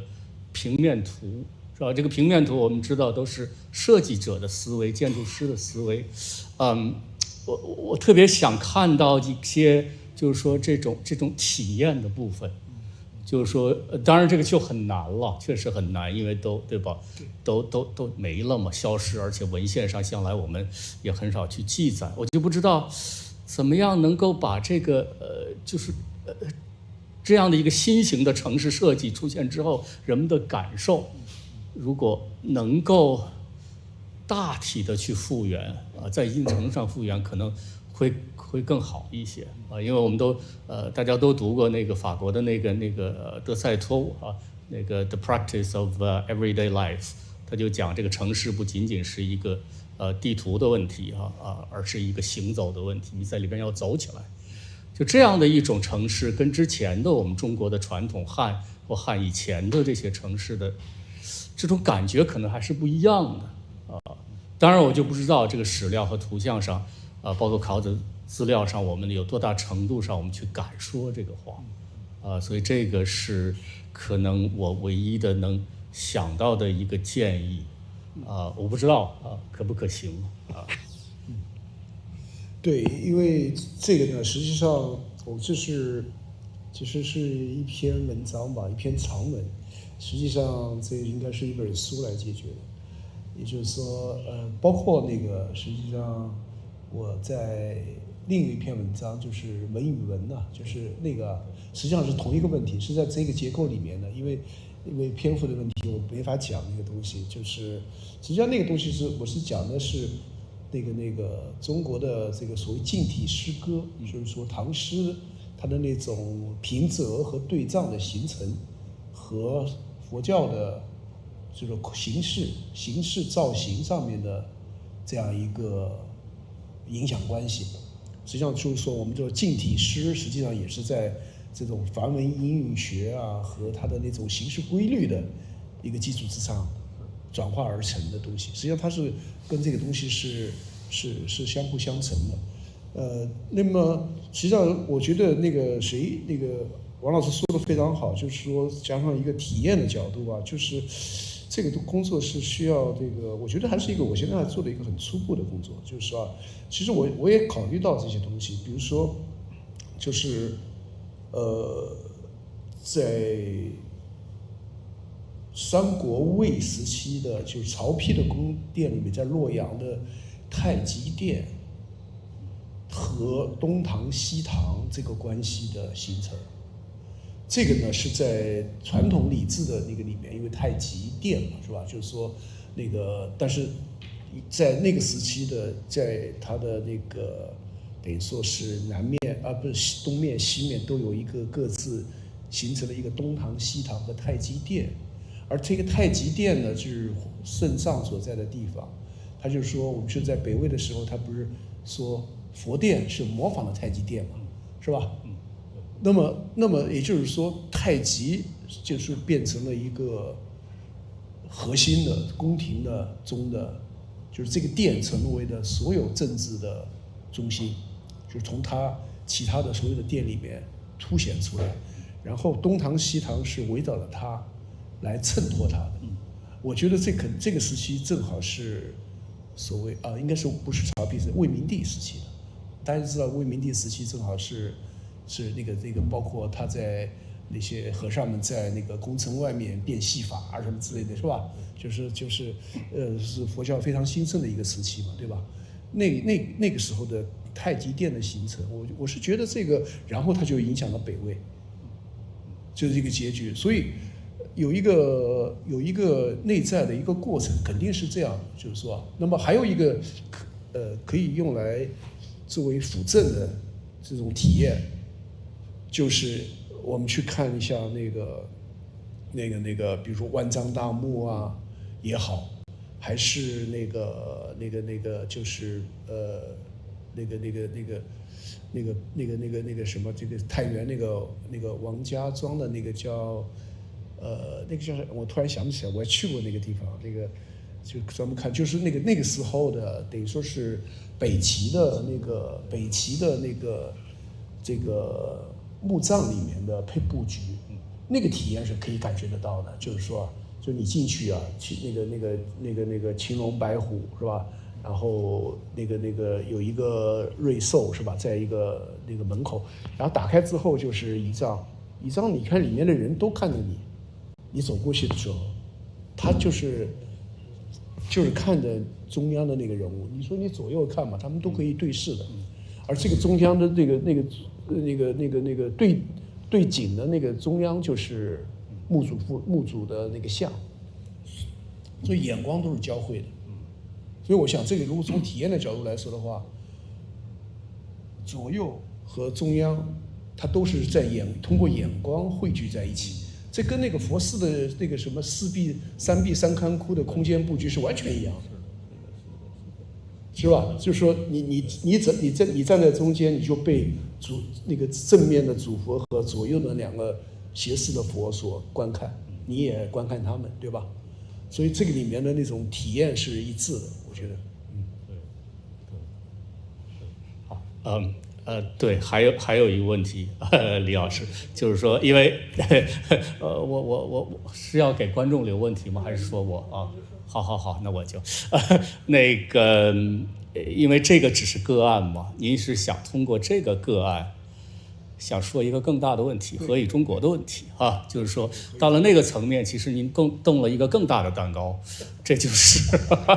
因为可能我不知道哈，在座的老师同学老师们都了解，同学们我不知道有多了解哈，就是说这个对于这个中国这个问题的这种理论的视角的这个变迁，就我们上大学的时候，其实还是挺拥抱这种多元化的中国的那个80年代。那么后来有一段时间呢，那么这就不太讨论这个问题，然后后来又这个刚才李军老师也提到了几次哈，国外的这个理论的进入，尤其这个安德森的这个想象的社会这个进入了我们这个中文语境之后，大家就是觉得这个西方人真的这观察很有意思没有中国这个东西中国是想象出来的。有那么一段时间，就挺流行的，那么然后就是过去10几年或者20年时间，忽然又有一个逆向的这样的一个反思，就是说还是有中国的，对吧？所以刚才李老师给我们看的那几本书，其实都是这方面的这个代表。就问题只是说，我们把这个中国这个溯源到什么时候？有的当然像许宏老师，他能溯源到夏代。我知道有很多学者甚至能够在新石器时代就看到中国的雏形。所以李军老师这次给我们讲完之后，我稍微的有点疑惑，您能更大胆的说一下这个您理解的这个中国吧，就是超越了这两个阵营之外的一个理解，我总感觉就是我的理解就是这块土地上人们共同建构的，就是有不仅仅是中央的人建构的，也是四方的人建构的，而四方呢就是有包括外来的，因为这个结构没有边界，没有一个明确的边界的。我说是两个方向嘛，是吧？一个是从内向外，一个是从外向内。所以这个里面他们都，但是这个结构却没有改变。就中央四方的结构没有改变。就说中央四方的人都参与来建设了中央。这个结构没有改变。然后呢，但是呢，里面的那种，比如说很多东西都改变了，就包括城市啊，对吧？我们认为典型中国的东西，实际上是外来的之后的一个结果。所以我想说，这两个中国就是既有变又有不变，它永远会这样。也就是说，它还会保留着这么样一个基本的结构，就像滚雪球似的，是吧？但是它从来不拒绝外来的东西。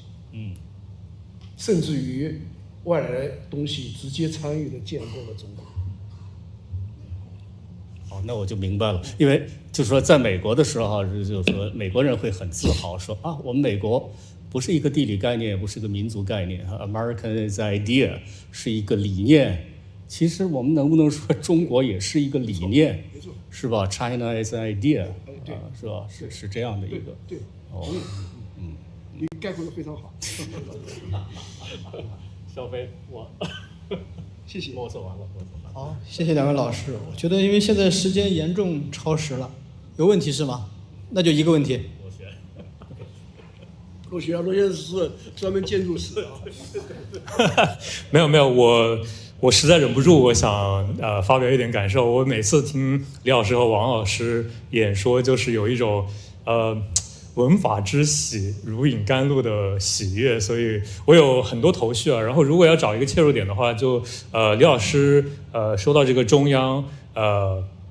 四方，然后边缘和中心的这个关系，我想到在西方它也有一个概念，或者在前现代的西方的很多地图的描绘里面，他们的边界海洋里面都会出现怪兽、怪物这个东西，然后 monster